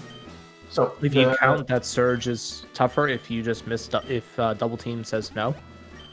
And if he gets Sonic Booms, because Sonic Boom cannot miss and it's super effective. It's not. Yeah, it does 20 damage, and at that point you're very, very low already, and thus results in potentially some really bad luck. So Kukker is going to teach Surf to his Blastoise inside of Koga's gym to show Kukker quite who's boss. You see these strange movements that Kukker is doing. They are a specific task method that we learned to time save called "Don't walk into the invisible walls. They're still there even in a speedrun." So he's going to talk to this magician right now. Yeah, we could easily just go right to Koga, but unfortunately we don't have the ability to use glitches in this game, so we have to walk around the whole thing. Otherwise, we just walk through walls, to get to Koga himself right away. He's without worrying about these other trainers. Now, this fellow in this pot, because it's more optimal for him to engage in this battle than to not have. We have Headbob moving, but we don't have Kukker moving. Swap the audio to Headbob's for now, so you get that creepy music. Oh, okay. We have partial Kukker. Kukker's back. Kukker's back. So Headbob is going to go grab the tea. He's going to get that tea strat, which me, as a British person, a big fan. I am also a fan. I love tea. I drink it every night. I have a cup of coffee next to me, but I'll be making a cup of tea after this run. And Headbob does not get screwed over by the Clefairy, which is quite nice compared to Kukker, but let us see how he does with the movement past the bikers, if he goes as fast as Kukker did. Dream manips himself past all of the trainers and he battles Kukker. He does not save. He really is going for a PB my run. Gosh. This is literally a PB pace.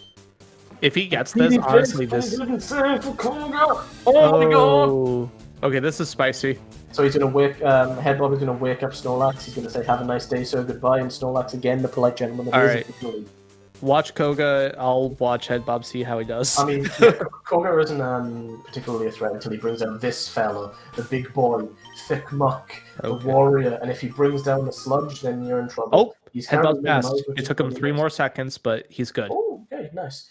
So Muck has been brought down. Muck is one of the Okay. scarier parts. There's also the Weezing, who is Yep. kind of scary, but he's nowhere near as scary as the Muck. Doesn't it still have So- self-destruct? It does, but it's not the Likely to do that, right? worst. I mean, it's not the worst part of the run. Like, it's going to bring him down. It's going to set him back in XP.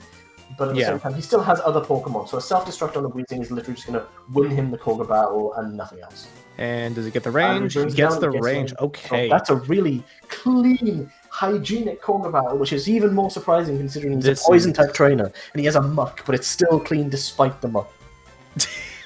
Does anyone have... both a joke and sensible, and it makes sense, but it's crazy. So that's does anyone have Kukker's Koga PB time, by any chance? Because I would love to see how far he is from his current PB. He was only 30 seconds behind at the Flute 118 something. Oh my god, he is not far at all. 118. Oh, he literally is still 30 seconds behind. That's the strength. It's subordinate because he doesn't have any teeth in right now.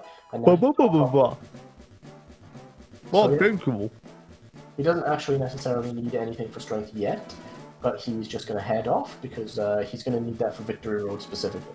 Victory Road being the culmination of everything that you need, every HM and all of that, except for Flash. You never need Flash. You also never need Waterfall. I don't think is Waterfall even in this game? No, Waterfall is not in this game. It's only in Ruby Sapphire. Because, I mean, he never calls his mother and he needs to go have a chat with her. Just kidding. He's going to ignore his mother's house. He's going to go straight down and he's going to sail south. He's going to head all the way down to Cinnabar Island, which is where he's going to go up against the Pokemon Mansion. He's not going to go up to the gym yet because it's locked until he completes the mansion. He needs to pick up a secret key. Once he's done that, he can head over to the gym and finish that. Then he has to do the most difficult part of the run, say no to Bill. But right now, he's nowhere near that point yet. He's going to run around, he's going to use his repels and make sure that he is protected from all the wild Pokemon, because the mansion is full of wild Pokemon. He's just going to run around, go to the exact spot that he needs to go to, switch the exact right switch, because there are door mechanics in this. Repel is going to wear off, and he's just going to put another one back on. No worries about that. Once he has all the right doors open, he can head to the bottom floor of the area by doing this. He's going to fall down here. He's going to go to an area that's inaccessible without falling through that hole. He's going to go down these stairs, and he's going to be in the basement. He finds a car boss first, which is an ability that increases your speed. That's going to be nice for outspeeding enemies later on. He's going to go down here, which is where he's going to flip this switch.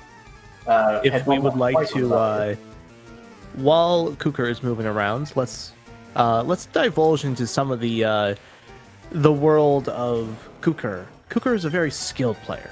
That is not normally. This is very, very insane. They need to check him, emulator, and ROM. Maybe he's not cheating. You can't say that. Oh, I know. Sorry. As a streamer, as a cast, you can't say that. Don't just read the posts. Don't just read the posts. You've got to vet them through. Speaking of don't just read the posts, you've got to vet them. While he was reading that long paragraph, Kukker was so fast that he'd already managed to go through the entirety of the mansion. So I just realized that too. Is he going to get all the questions right? Is he going to get one wrong?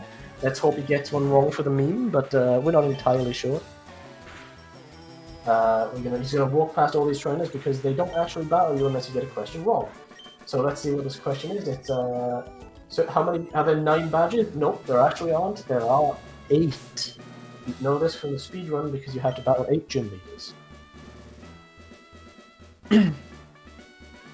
My PB forgets to teach surf. I mean, listen, he didn't even need surf in his PB. That's the power of it. That's crazy. 35 seconds here, so therefore, this is going to be... He's going to be ahead of his PB at this point.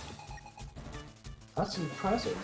So, in before an unofficial PB, but gets a PB anyway. I mean, it's unofficial and it wouldn't count for a record, but at the same time, it tells everybody that Kukker can totally do it, and it's so hyped to see this much speed in one run. Actually, one of the rewards of this tournament is that there is a reward for the person who has the best time overall in the entire run, and Kukker is looking to get that right now. This may be the run that gets him that prize for fastest of of the entire tournament. I want to see that. I don't know about you. I want to see that. I want to see the zippiest, zoomiest, zappiest run of all time.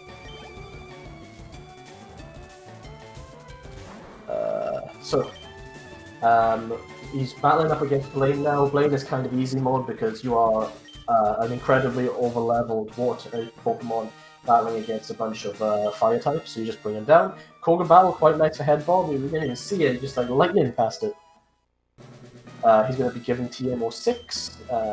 The hygiene, we didn't see any resets on that Kukker battle. That's nice to see, which means he's not close to Kukker, but then again, no feasible human being in a race could keep up with Kukker at this point in time with all this luck and all this speed.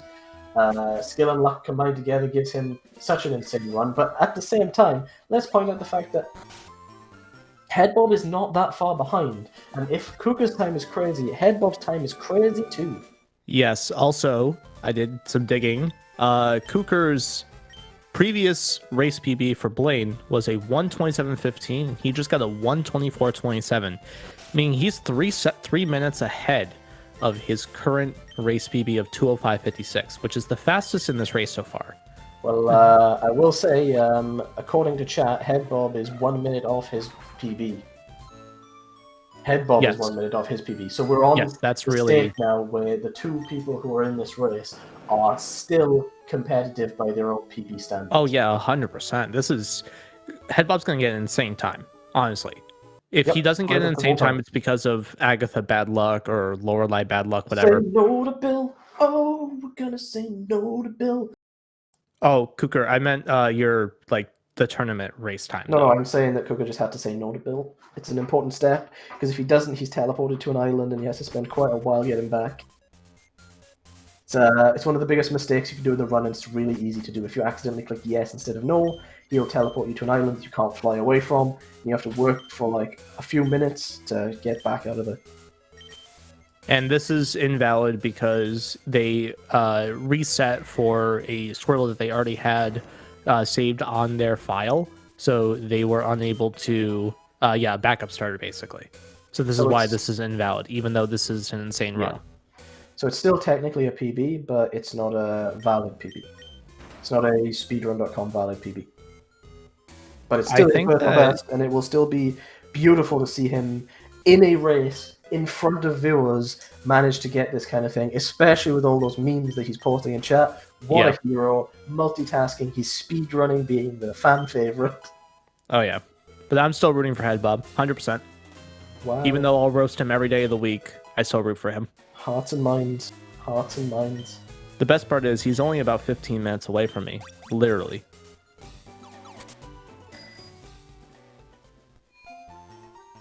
Okay, so he's about to fight against Erica, who is a grass type. The reason why you hold off battling Erica until this point is because at some point you pick up the TM Blizzard, and when you pick up Blizzard, you can be super effective against grass type moves. But up until this point, he had attacks that were neutral against grass type, and because grass type is super effective against water type, you don't really want to come up against Erica until you can hedge your bets and bring them down with Blizzard. The problem with Blizzard is that it doesn't have 100% accuracy, and because it doesn't have 100% accuracy, you have to be scared. You have to be frightened that they will do some bad things. I mean, grass type is not only, Vine Whip and Razor Leaf, which are things you don't really want to see, and especially stuff like Leech Seed, you really don't want to see a Leech Seed. But at the end of the day, grass type Pokemon also have Sleep Powder, Paralyzed Powder, and those are the sort of things you really, really, really don't want to see. Because you have to make sure that you have full heals or awakenings or full restores to make sure that your Pokemon isn't stunned or paralyzed or made unable to fight back during the grass type attacks. And once that is the case, you can bring all the Pokemon down, which is why you run Blizzard and you try to outspeed, because a Blizzard plus an outspeed is far safer than having to worry about it. Speaking of which, he just used Surf. Why did he use Surf instead of Blizzard at that point? Because you don't need to guarantee a defeat of the Victory Bell, you can one-shot it if you're intolerant. Is he currently intolerant? I don't know. Yes, I believe he is. It's 135 is the HP for Torrent. He's 135 right now, and he's exactly on Torrent, actually. He's going to bring him down with another Surf, Cowabunga, and this is the point where he's going to look towards getting that Blizzard, because Vileplume is dangerous. See that Blizzard? Yeah, it's particularly warm Blizzard, which is called Surf, but Blizzard nonetheless doesn't even need it. Doesn't even need it. And a 128.29 Erica. That is absolutely incredible. And Headbob is about to finish Blaine with a 128. Probably the 129, if anything. So that's still speed, that's still fast, and Kukker showing the world that he's a god gamer. K-God, that's what we should call him. There's the Pidgey flying him. The mental image of a Pidgey flying you anywhere is still hilarious to me. He decides to make the Pidgey fly him maybe, what, like 300 tiles up? Something like that, at most. Yep, now he's gonna he doesn't feel like walking, honestly. Because the weird order of this is instead of battling the 7th gym 7th, you battle it just before you hit Erica, and then after that you go into this tower, you beat Giovanni for a second time out of 3, then you beat Sabrina, and then you go back to Giovanni and you say, hey, friend, listen. I'm not done with you yet. I literally just battled Sabrina to give you a chance to travel from Sylph Tower all the way over to your gym so that I could beat you again. And so also for the fact that so up till Generation 3, certain badges gave different stat boosts, and Blaine's gym gives you a special attack and special defense badge boost. And thus we use that in order to, because we have a type advantage already, we're able to beat him pretty easily at a lower level. And that allows us to get a special boost that allows us to have more damage guaranteed for other gyms that could be potentially harder, such as Erica's or Sabrina's gym, and eventually Giovanni's gym as well. So I want to talk about what Kukker just did. So Kukker had to walk past a spinner who's a particularly annoying optional. You have to make sure to inventory manip quite a few times to get past him because he's not the nicest of people to deal with. He keeps looking from side to side, and you have to walk past him twice. He's saving up now, which, considering his speed at this point, he's playing carefully, which kind of shows you how dangerous this version of the rival can be. Even he's saving up for this. And honestly, I would say for this fight too. If I'm correct. Yeah, I believe it starts Gyarados, Pidgeot, Gyarados, Alakazam, Growlithe, I believe, and then Venusaur. So he has to set up here with an X accuracy. That's a safety strat mainly because you could rely on Blizzard's very low accuracy, or you could just go for it. Are we going to see an X speed? I don't think you X speed until the last rival battle, but you do X attack because it doesn't quite outspeed you yet. But you're not so afraid of the Alakazam at this stage in time, but the next time you battle the rival, you really want to prepare for that Alakazam. There's the Venusaur. This is why you X accuracy, because you want to make sure that that Blizzard hits. Now that you have Blizzard, Venusaur isn't scary to you anymore, and this is the reason why we were talking about the type matchup before.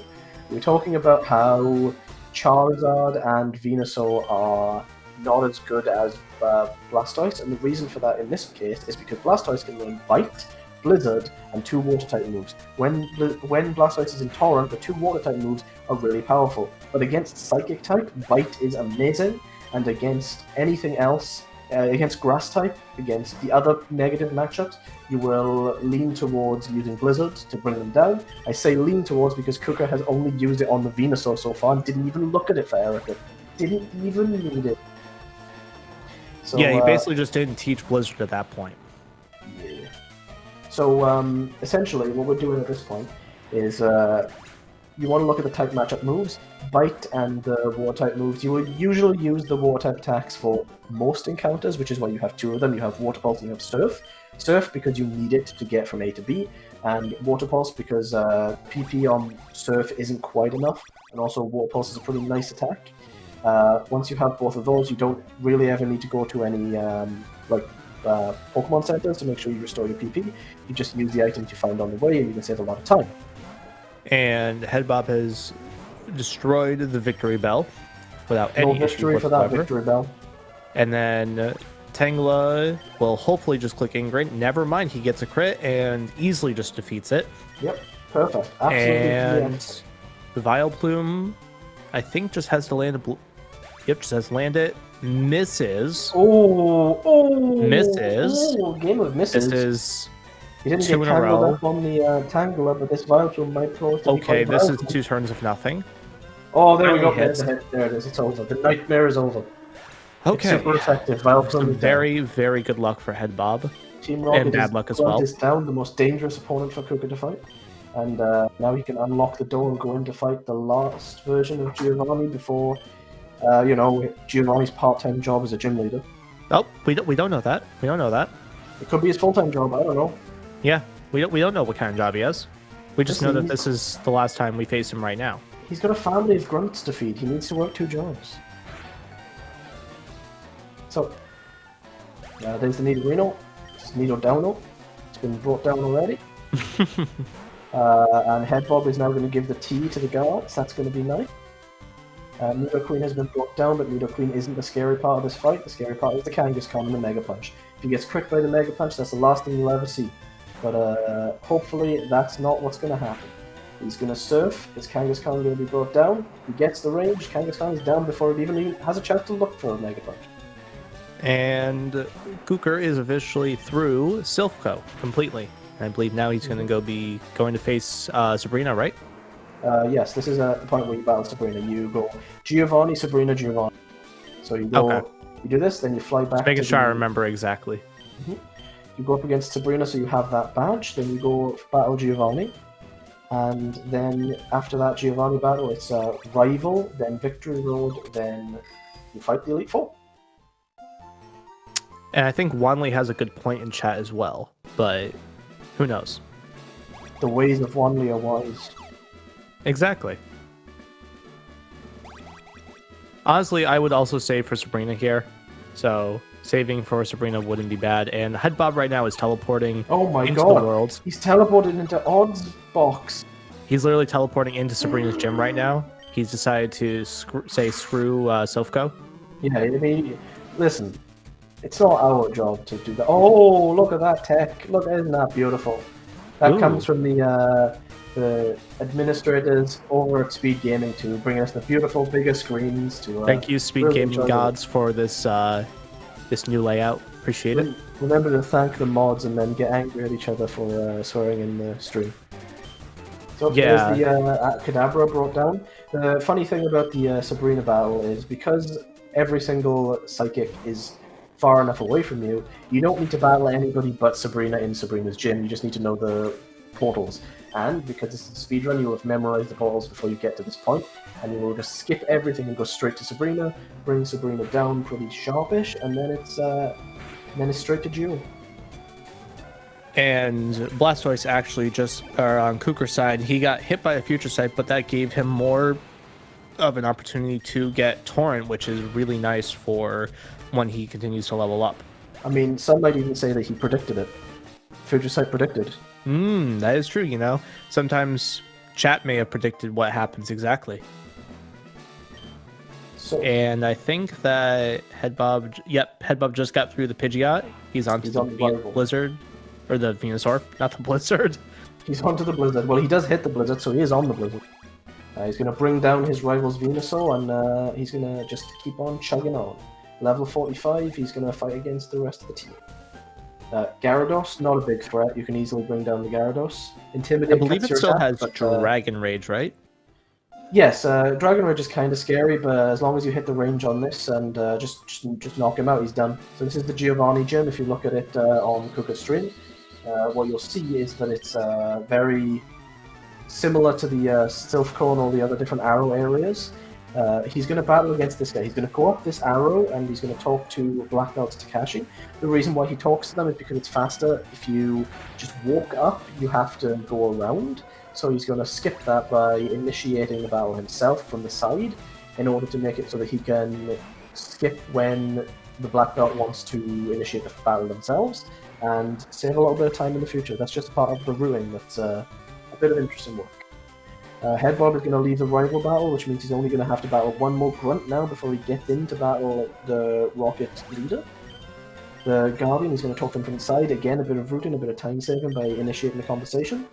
Exclamation marks, lose time. The Black Belt is defeated, so now Kukker is going to zoom back down here. As you can see by this Rocket Grunt, he has a level 32 Cubone, and you know what that means? It means this is the guy who actually stole the Marowak's baby. And here's the Marowak. Here's probably the father. Absolutely terrible. Can't believe they do that. So Kukker's stream has stopped for a second, which again means that he'll be at low light when it unfreezes. Headbob, on the other hand, is running up to the Drowsy. This is just a part of this battle. The Drowsy can be scary if you don't hit the range. He's got a few annoying little abilities, But once the brunt is down, now it's just Giovanni. Giovanni's a fairly straightforward battle, and then it's just down to Sabrina. As I said before, through the portals, you get to skip all of that. We're on to the Rhyhorn battle with Kukker. I think this is the Cool Trainer. Is it a Cool Trainer that he's battling against? Yes, he is facing against Cool Trainer Warren. So if he can bring down Cool Trainer Warren in time, then there's a distinct chance that Headbob and Kukker may be battling Giovanni at the same time, just different Giovannis. Does seem fairly unlikely though, because it looks like Headbob is at a pace where he's going to bring this guy down fast. He's facing Giovanni right now. They're both facing LeafGreen. Are you looking at the stream? I'm sorry? Which stream are you looking at? I'm looking at the Discord stream. Really? Yeah, that's what I use. I'm looking at the Discord stream, but... Yeah, he just faced Boss Giovanni. He just beat him. Oh. Oh, it's... it's different for me. It's way behind. Oh. I'm just starting the battle with Giovanni as I speak. Leader Okay. Giovanni. Are you talking about Headbob, or are you talking about Kukker? Headbob. Yeah, no, I'm talking about Kukker. I was saying that they are currently both in the battle screen of Giovanni at the same time. Oh, yeah. But Headbob has just finished his battle, while Kukker has gone the other way around, and he's just about initiating. He has to bring down 4 more before he has to battle against a rival for a second time. Stug Trio, Die Trio. Headbob is heading towards the teleporters and the signature. Yep. So he's not too far behind. Yeah, you memorize these, so you just teleport from one to the other. You just get from A to B quite easily. After this, it's heading off into the Giovanni. So gym. can Headbob potentially win this still, is the question. Oh yeah, there's like the thing is, there's a lot of bad RNG things that could happen to Kukker at this point, and considering that Headbob is still at a competitive pace, there's still a definite chance that Headbob can end this quite happily. But at the end of the day, Kukker is at an incredible pace, and it needs to be some bad RNG to do that. And I wouldn't want to see the bad RNG, but I want to see some good RNG from Headbob, and I want to see that catch up. There's still a potential, you know. It's not like as if he's out of it. He needs to battle. He is currently 3 trainers behind Kukker. Sabrina, the 2 trainers in Kakashi, Giovanni's gym, and then Giovanni. Giovanni, and then But considering that Kukker has just defeated Giovanni, he's going to go on to the rival next. Mm-hmm. The rival fight can be quite annoying if you get some bad luck with it, I believe. Because I don't believe you X accuracy normally, right? I can't remember what you use for this rival battle. I know you do some prep work, though. Yeah. Hopefully so this fight can be annoying. Lorelei can be time loss if you get really bad luck. And then Agatha can also be very devastating. Okay, so he's going to full restore. He's going to save up just before the rival battle. He's going to get prepared. So, yeah, saving here would be perfectly reasonable, honestly. Saved, he's prepared, and the rival battle begins now. So here's where we hope. I believe that's the second save he's done this entire race too, which is absolutely incredible for Kukker. Headbob just doesn't save. Headbob doesn't need to save. Headbob is a warrior. Oh yeah, no, he literally just YOLOs everything. Alright, so getting wing attack is not bad. Yep, you just got to build build up. Another one. I don't know if this is not the best HP. I feel like it's guaranteed to do wing attack. Yeah, and that's going to bring down the Pidgeot, but the build up for this is entirely based on the Alakazam. You've got to make sure that you outspeed him, and you have to make sure that you get that Alakazam down. So this is a Black Belt Takashi on Headbob. He's going to bring down the Machoke. Blizzard is going to hit on Kukker, so that gives him a bit of a time save again, not having to worry about another miss. And that's the Machop down, which obviously would be a lot quicker anyway for a Headbob, and the Rhyhorn. He's going to bite the Rhyhorn, which considering it's an armored Rhinoceros is pretty impressive to bring it down in one hit. But he still does, because it still brings him down in one hit. There's 3 more Pokemon left on the rival, and that's the Gyarados. What attack is he going to use against Gyarados? Intimidate cuts his attack, but that doesn't matter because at this point, the Blastoise has been transformed into a special attack exclusive Pokemon, so it's not really afraid. Hydro Pump, not exactly the smartest move to do against a Water type, but I mean, like, each to their own. Blizzard is going to miss. That's a Blizz miss right there. Wait, that's an exact Blizz miss, right? That is an exact Blizz miss, which is a really low chance. That's a 1% chance to happen. It's going to surf, it's going to bring down the Gyarados. Oh my god, that... I did not expect that to happen. The Blizzmiss, the exact Blizzmiss, by the way. Oh, 7%. My bad. 7%. 7% is 100%. You guys know this. That is true. 7% is 100% confirmed. So the Growlithe just gets bit, and when Mega the Viper Kick. Dog, he gets defeated. So yeah, he's on the last battle, which is the Alakazam. This is really the scariest part of the battle. The rain is continuing to fall, and because of the rain, that's very nice. Alakazam uses Calm Mind, which is a really lucky roll, because it means that he's not attacking, but it does raise his special defense, and you don't want Alakazam to tank this attack. He can't at this point. He gets hit by the range, but if he manages to tank that attack, it's not nice because he gets a second move up and his special attack is buffed. But that being said, he's beaten, and now Kukker is on to Victory Road. He's got to walk past a bunch of guards who keep asking him for badges for some reason and slowing him down with their conversations. A little bit of a flub on the movement there, but that's fine. He's going to ask, oh, is that the Boulder badge? Go on ahead. And then he's just going to keep going through until the end. Speaking of which, this is the reason why you battle Black Belt Takashi. It's because if you didn't, you'd walk up to him at that point and he'd say, hey, I want to battle you, and it would slow you down. You'd have to walk all the way back around in order to get to him. Because he'd walk ahead and he'd block the way. And now Headbob is on the Giovanni battle, which means he is 2 battles away from Kukker, but Kukker is at the same time currently walking through what is a movement time loss area. So what's happening here is this could not be really viable to count this as battles for a while. This is basically its own battle on its own because the movement in Victory Road is very specific, and there are a few trainers that could easily ruin your time if you somehow accidentally hit them. Because if you don't have perfect movement at some specific corners, you will hit them without even thinking about it. This is why you retrieve the gold teeth, because this is where you need the strength for.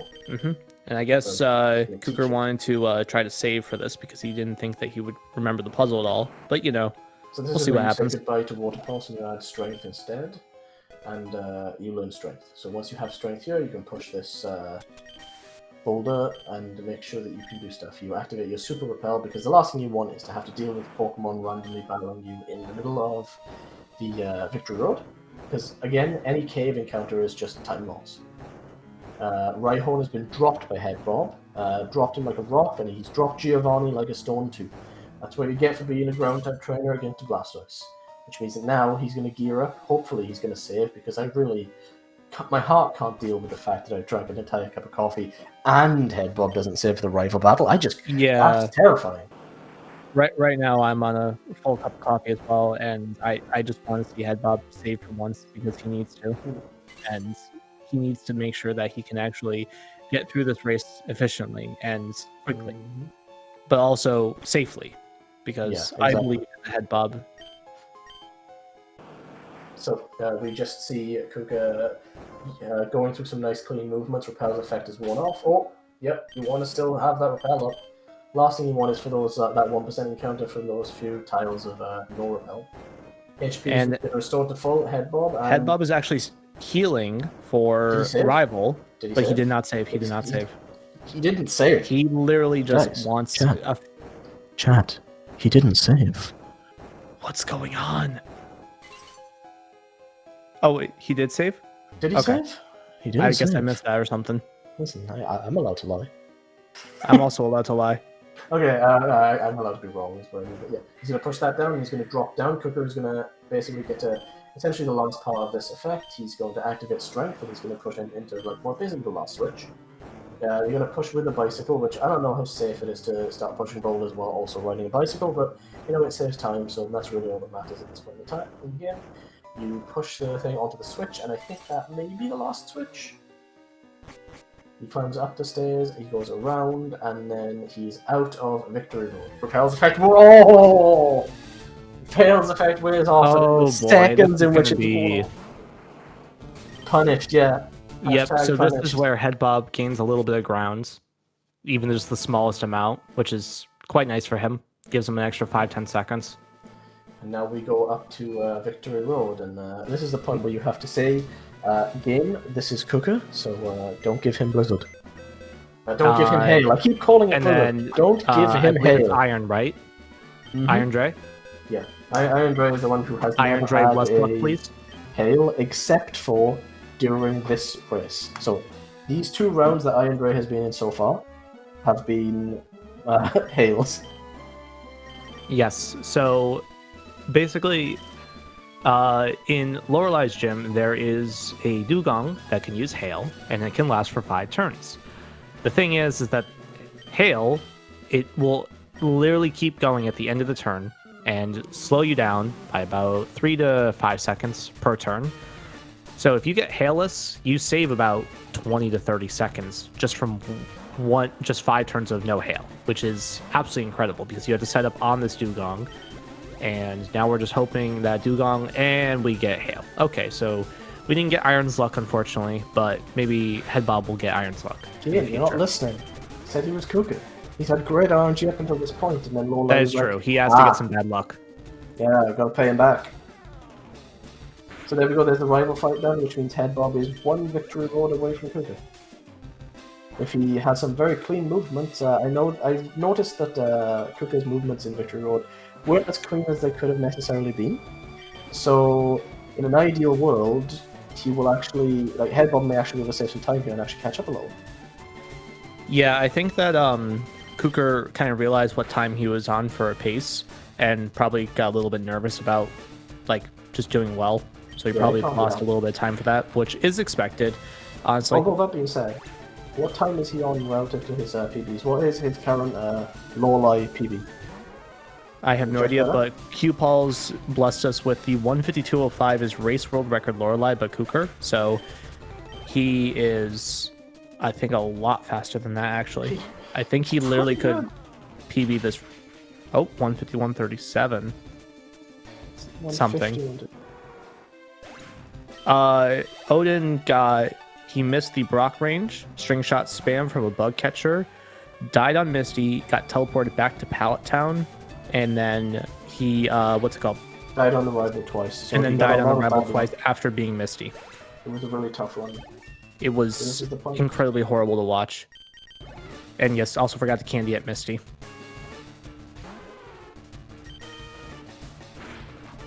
And he is hoping for, he got the Lapras flinch, which is really nice to see. It really Can get another Lapras flinch. Oh, he gets the crit. And he gets the crit. Okay, he's actually, I think, ahead of his own PB.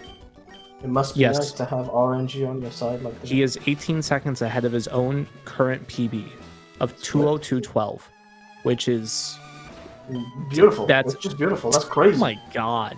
He's doing this in a run with an audience. He's doing this in a race. Right? What in the world? That's nerves of steel, nerves of adamantium. Headbob taking the safe movement there, which is perfectly fine. Mm-hmm. Now we've got to hope for some decent times on Headbob. Remember, Kukker is at PB time. Headbob is only, like, at this point, half a victory road away from him. Yeah, he's only about a minute or two behind, honestly. Really fast. Like, this is insane speed. And, like, Kukker is known for being a fast runner. Look at his times. They're insane. But, yeah. He's just got the Rock 2 miss as well. He's got 2 Rock 2 misses, which is really, really nice. And he's able to get through Bruno quite easily. And, honestly, do not count Headbob out because Agatha can easily be a big troll to Kukker. Because of odd DNF, Headbob isn't out either way. He's already made it in. So now we are like literally just looking at this time relative to the other times, and relative to the other times, Headbob is fast. He is blisteringly fast. He's doing really well. Yeah. So there's no yardstick that he needs to measure himself by at this point because like he is doing really well. Like, Headbob should be really proud of his time, even if up to this point, even if some bad luck happens to him in the future. At this point in time, he is really good. He's at a great pace. He's keeping up with Kukker, which is mad on and of its own because of the amount of luck that Kukker's had and the amount of skill that he's put into this. It's just wonderful to see. And just noticing. Is he going to get punished? Never punished. Headbob never punished. Hell wore off. Okay, so he saved 100,000 seconds on that one. His stream's frozen. I thought he stopped. I thought he was giving Kukker the time back. I did notice in chat that Kukker was out of Torrent, but the Hitmonchan was very nice and put him back into Torrent, so he was able to He is 30 seconds faster than his PB on Bruno. And now we are looking at the next one. Here's Agatha. Here's the way he's going to save for. This is smart. I completely agree Headbob with is going in with a slave as well. So he's going with Spearow. So maybe he wants is to play going for... safe. Yeah, he's playing very safe right now because he just wants to finish. Yeah, I mean, so maybe he'll actually save for once. I don't think he'll save, but... His time is brilliant. It's incredible. So he doesn't need to do anything out of rush. He didn't save for Lola, did he? Okay, so now we have... Oh, wait. Oh. 7 HP. And that's going to be a full restore on to... reset, actually. I guess he should have super potion before the fight, because that's normally what you do, right? Well, at this point now, he's not going to super potion this time. He's just going to see if he can get some good luck. Reset in there will save some time, I imagine. I imagine he probably... let's have a look at his HP. I want to make sure. I want to remind myself what his HP was before the fight started. 37 HP, I believe. So he is in Torrent. Yes, he is in Torrent, but it's the fact that Shadow Plunge could kill. So I think... X special. He's going to buff up. Oh, he's going to get double teams, which is not nice to see. Headbob is going to bite. He's going to get a flinch on the Dugong. Hail continues to fall, so he didn't get Halo. 2 double teams. This is really not good. This is about 60% accuracy. Accuracy is accuracy, but you don't want to die. Yes, but he did get the chance to kill Gengar, which is really nice. Gengar is down, now it's Golbat. He needs to bring the Golbat down fairly quickly because the last thing he wants to do is get confused. And he gets but that's never an issue. Which really sucks. Now Gengar is down, so now we see Arbok. Arbok should fall fairly easily. He's currently out-leveled by the enemy trainer, by Agatha, but that's not really a particular issue because at this point we've built up a Blastoise who is not afraid of taking on things that's way stronger than it. It's had a history of it through the entirety of the tournament. Entirety of the race, entirety of the speedrun, Blastoise is taking on things that are stronger than it. But this Gengar, on the other hand, may actually be a little scary. Does he hit the range? He brings it down in one hit. So he actually hits that range. Almost through Agatha at this point. And... Haunter the snooze. You don't need to worry about Haunter. If you miss this, it's like, what? I don't think you can actually miss this range. I don't know. If anything, it's like it's a 15 out of 16 no matter what because of his special attack right now. Yeah. Yeah, it's not a range. Right, it's just a straight up ring. Lance is scary. Lance is scary, but it's... I think it's easy. It's not as scary as Agatha because Agatha can just be annoying as ever. But I think, yeah, saving for Lance is 100% needed in any kind of race. You can tell how scared Kukker specifically is by when he chooses to save. He's being a bit more careful now. He wants to make sure that his run is clean. And his run is frozen, which means we won't see the next. Meanwhile, Bob has to full restore because he's at 14 HP, which is completely fair. Lapras uses Surf, not a good play. You'd think by the Elite Four they would know to not use a Water-type attack against a Water-type Pokemon, but you know. Okay, so he's at... Oh, he got the flinch. Yep, he got the Gara flinch.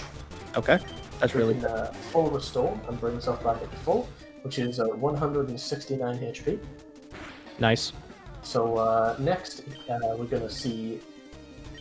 he's going to go into his inventory. He's going to full restore again.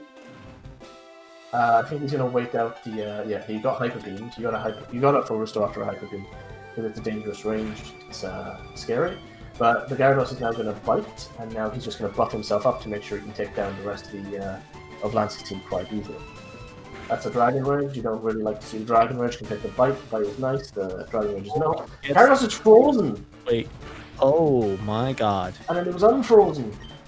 That's a fast defrost right there. I wish my chicken breast would defrost like that when I'm cooking up. Okay, so the Headbob is entering into the Bruno battle now. We're at a pretty nice speed. He's still sub 2 hours. Kukker is going up against the Dragonair. He is frozen again for a second. It can't be helped. See, I have earned a good authority. The internet in Denmark is very, very, very fast. So we have to quantumly entangle the time backwards because he's already so far ahead. He's probably already finished with the run, so we could just pull him into the commentary real quick for the rest of the run, maybe? I would, but Headbob isn't finished yet, so we gotta wait for him to at least be on the champion. Yeah, unfortunately, we gotta wait till then, you know. Oh, he gets crit by the Onyx, which is kind of bad to see, but he at least can one-shot without issues. So we got a super effective drop on the Dragon Knight, one shot. I don't even know if that is a range. If it is, it's a very, very low range thing. But Aerodactyl next, that's just going to be a drop, if I remember correctly. Ancient Power deals some damage, not a scary amount. He's safe. He brings Aerodactyl down, easy peasy, lemon squeezy. It is really nice that the Aerodactyl didn't get the Ancient Power boost, which is about a 10% chance of happening. So, yeah. Not sure if that would be a range at that point, but... So, this is the thing. And this is the thing that Headbob was mentioning in chat as well. The reason why you don't go for 2 Pokemon in the Elite Four is because of the Roar ability, which will send one Pokemon out and bring the other one in. And that's just a massive time save on these battles. So yeah. Roar and Whirlwind also remove all of your stat boosts that you do with your X items. So which is terrifying. It just going into drops you. Or going into your champ fight and setting up to like maybe +3 or whatever, and then getting roared is really bad. Yeah, or whirlwinded. Yeah, whirlwind. So Pidgeot now is his first battle. Because of the fact that Pidgeot isn't scary at all, this is where you take your opportunity to just drop all of your X's. You drop your X speeds, you drop your X specials, you drop your whatever you want to drop really. And then once you're prepared and you've finished healing up and everything, you just bring down all of your champion's Pokemon, and then we end the race. That's the victory for Kukker. Yeah, he is getting some kind of bad luck about the aerial aces, which is really bad because normally you would want 5 sand attacks for 5 whirlwinds. And so right now he's getting some kind of tough luck. Now he can easily just go in with Surf, and his X's are all finished, so now he can pop in the offensive abilities. I think he just wins here, right? Yeah. Once you've built up all of your X's, you shouldn't have any trouble finishing. And I think this might be the... Oh, he's X-hacking on the Venusaur because he's predicting the Solar Beam. Because, I mean, I to be honest, I've only ever seen Solar Beam in the Rival Battle Gym champion. But, yeah. He's brought down. Venusaur is down, so now we have to worry about Alakazam and nothing else. And because of all these X's, we don't even have to worry about Alakazam. We trivialize the Alakazam fight because it's dangerous and you want to make sure that you don't have to deal with it. And Alakazam is the next one out, which means everything after this will be nothing. Alakazam is gone. Alakablam is gone. And now we just watch him course to the rest. A tournament PB, I think potentially a race PB for himself, and it is 202, isn't his record? 202.12. He's not getting that. Just by the alt conversation, it's just too long. It's still only a minute behind his current PB, which is incredible. Like, he literally just decided to go for world record attempts instead. I guess someone redeemed a no reset run for channel points or something, and he decided, you know what, let's go for it. Let's go for in the race. I'm not afraid. Yeah, there's that. And last Pokemon of the entire battle, we see Arcanine. He's going to get surfed down, right? Or is he going to bite the Arcanine? He's going to style on it. He's going to surf it. He's going to use extreme speed.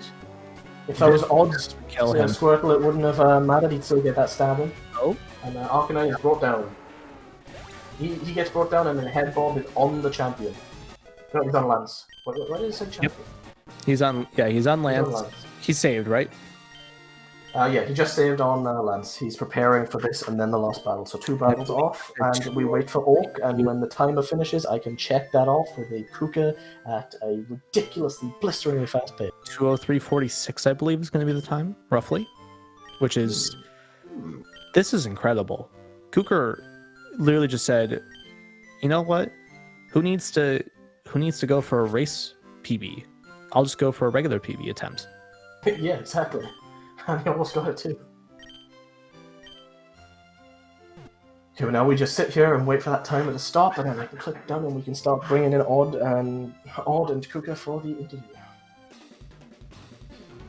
This is a fast race. Oh my god. Yeah, this is probably one of the fastest I've seen yet.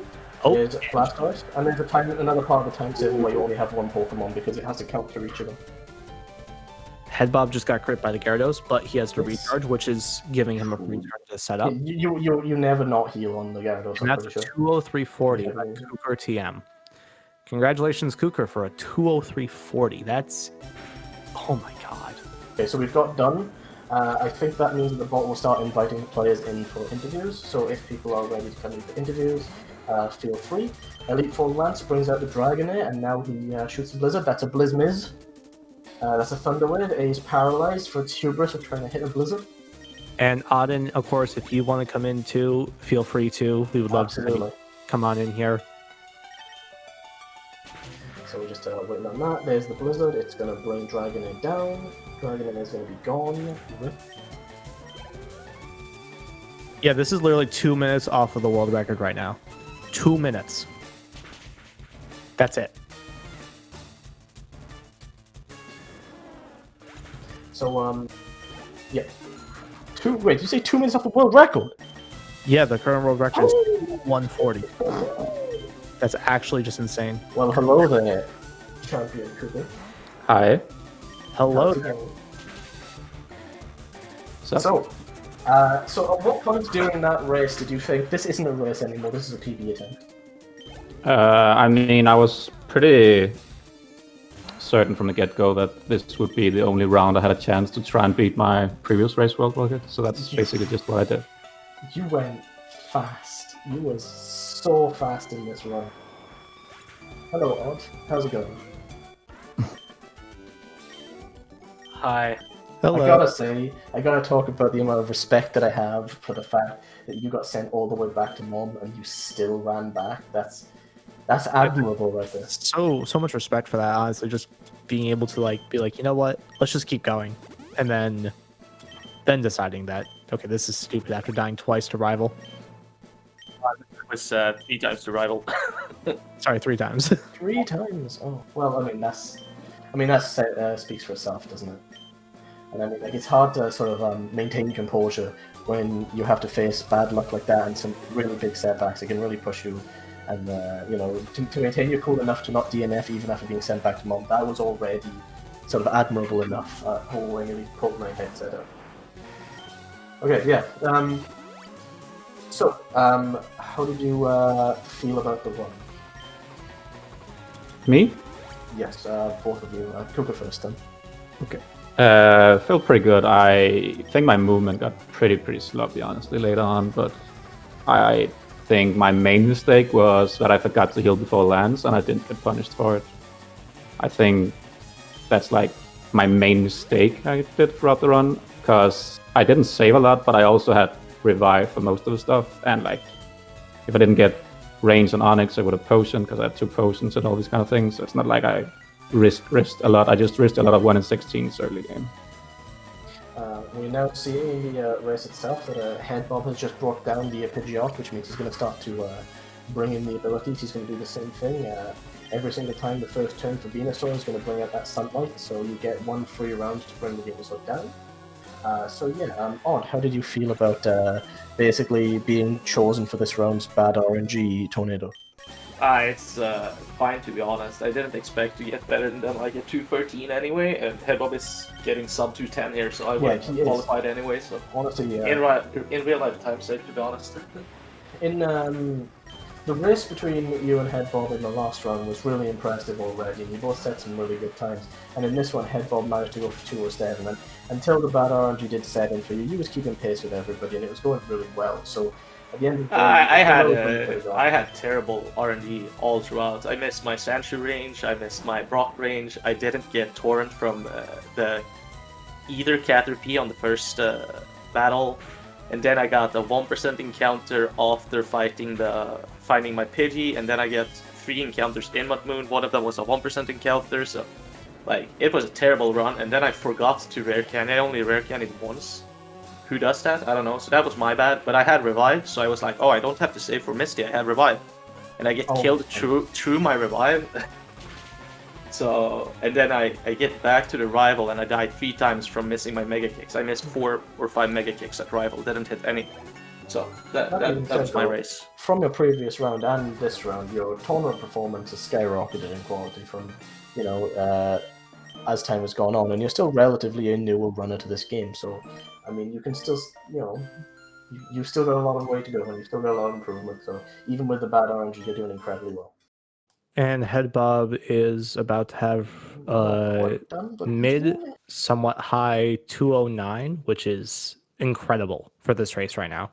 Yeah. Sorry, for this tournament itself, because I believe, I think Pinkish Princess had like a 209 something and got second, and that was one of the highest round 1 times that was in second place. So this is a very good time, 100%. Exactly. Yeah, it's a really good run. I'm not even mad about I would have never beaten that. So Yeah, if we want to look at silver linings, you may not have done particularly well, but you didn't expect to, and you got to step back and watch these crazy runs happen instead of being competing against them. So if there's a silver lining, you got to watch. Yeah, Headbob is about 6 minutes faster than his round 1 time of 209.40. Literally 6 minutes exactly difference. Exactly 6 minutes. All right. GG, both of you. Yes. Or all definitely. 3 of you, sorry. Now we'll sit Yeah. Headbob. Hello. Hello, Headbob. What is Hello. up? So, how... GG's Kukker, super sick run. Oh, GG, That was Bob. a very, very great run. So, Headbob, how did you feel about your run? I'm gonna say a lot better than last time. I feel like I played pretty well overall. All things considered, I didn't get the greatest of RNG, but it also wasn't the worst. So, And your not speed, too many complaints from me. RNG notwithstanding, your speed is really good. You were way faster than you was last time. You're really improving your paces, and 6 minutes faster than your previous round 1 time as well. 7 minutes actually, but yeah. Oh, sorry, 7 minutes, yes. Pretty good. Lightning fast, and you've both done incredibly So well. when's your 203 next, Headbob? I mean, Next round? we're talking about 7 minutes faster. The next one's going to be a 202. Yeah, You know, I don't want to build you up for failure, though. I mean... Oh, no, I'm going to build him up. 209 is happy. I'll build him up Stay for that. He's going to get a 202. Easy. He's going to beat Kukker. thanks guys. 100%. Interesting. You just got to train hard and fast. But yeah, I literally got worst possible cans. 15th can, 4th try. Yeah, that sucked, man. Jesus. Yoga's going to I go saw for it. faster Really than race PB. Faster than world record race time next. It's going to be incredible to watch. But yeah, so everybody had an incredibly good race this time. I'm really everybody had a incredible good race this time. Your RNG was really bad. Exactly. Your- No, Especially Yasser the had a great Swedes. race time. Don't be so He finished the hard. race faster than everyone else did. He did, yeah. He got With hit about a as well. 30-minute time, right? You did Kappa? really well. You did really well. You all did really well. You got really bad luck, and you got set back really far. Don't be so hard on yourself. Yeah, really. It's perfect. Wait, Kukker, you got hailless? What? No, I got hailed. Oh, from Yasser one. had Hailus. Okay. I got Taylor's.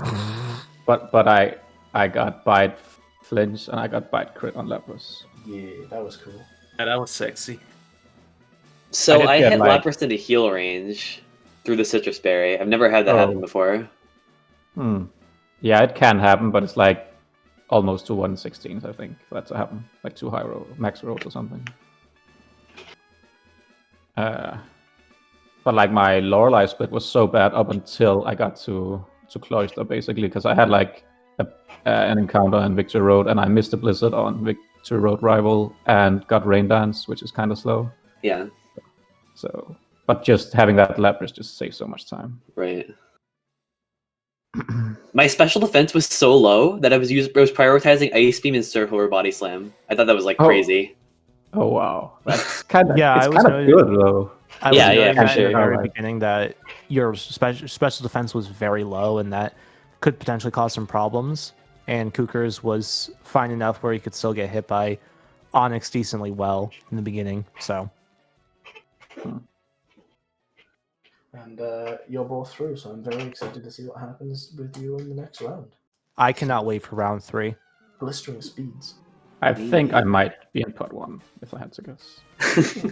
Me too. No, Awesome. I think a better time's needed for pot 1. You know, Possibly. Yeah. At least a 201. Yeah, fair maybe a enough. 200. 1 hour. I 30 did minutes. reset on Agatha, by the way. I did. I only had one super. I couldn't actually fix it after Shadow Punch. We saw it. Yeah, I think you full restored instead of supered, and then you were just like, nope, let's reset. And Yeah, I was low on. Yeah, because XP you can't spam your super potions to get out of this Shadow Punch range, so you kind of can't really win. Yep, and I couldn't do high HP strat because I didn't have enough X specials for that. Yeah, okay, that makes sense.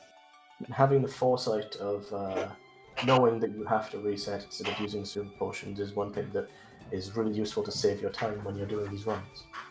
If you don't pick up on that, if you don't instinctually know that that's the kind of thing that needs to happen, then maybe you lose time healing up a bit and realizing that it's actually futile. But yeah, that was an incredible race, and I'm really pleased with everything that happened. So Thanks, dude. yes, it was great. I am also pleased with everything that happens. Don't be so It was I'm very sorry, nice Odden. to commentate over. Stop it.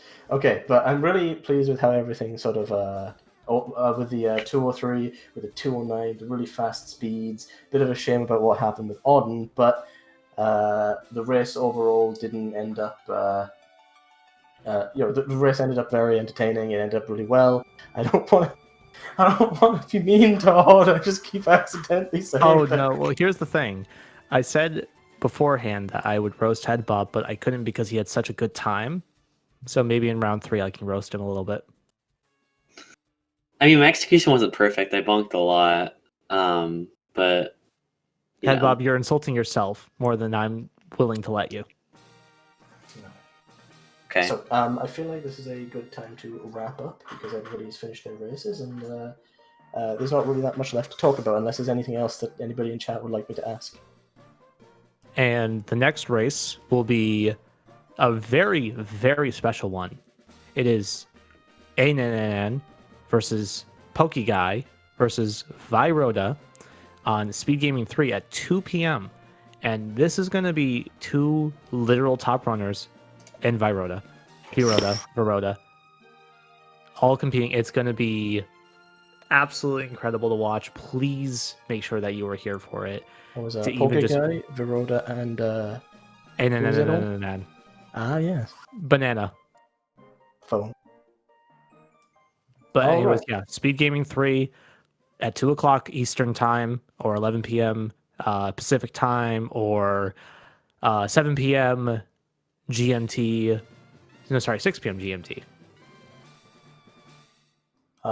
So that concludes the race for today, and I'm really glad for everybody who came and watched, everybody who put their posts in the chat and kept us entertained as much as the stream entertained us as well, and we hope we were as entertaining to you as the actual runners and their skill. But thank you all for watching, and goodbye, everyone. Have a wonderful day, everyone. Enjoy yourself.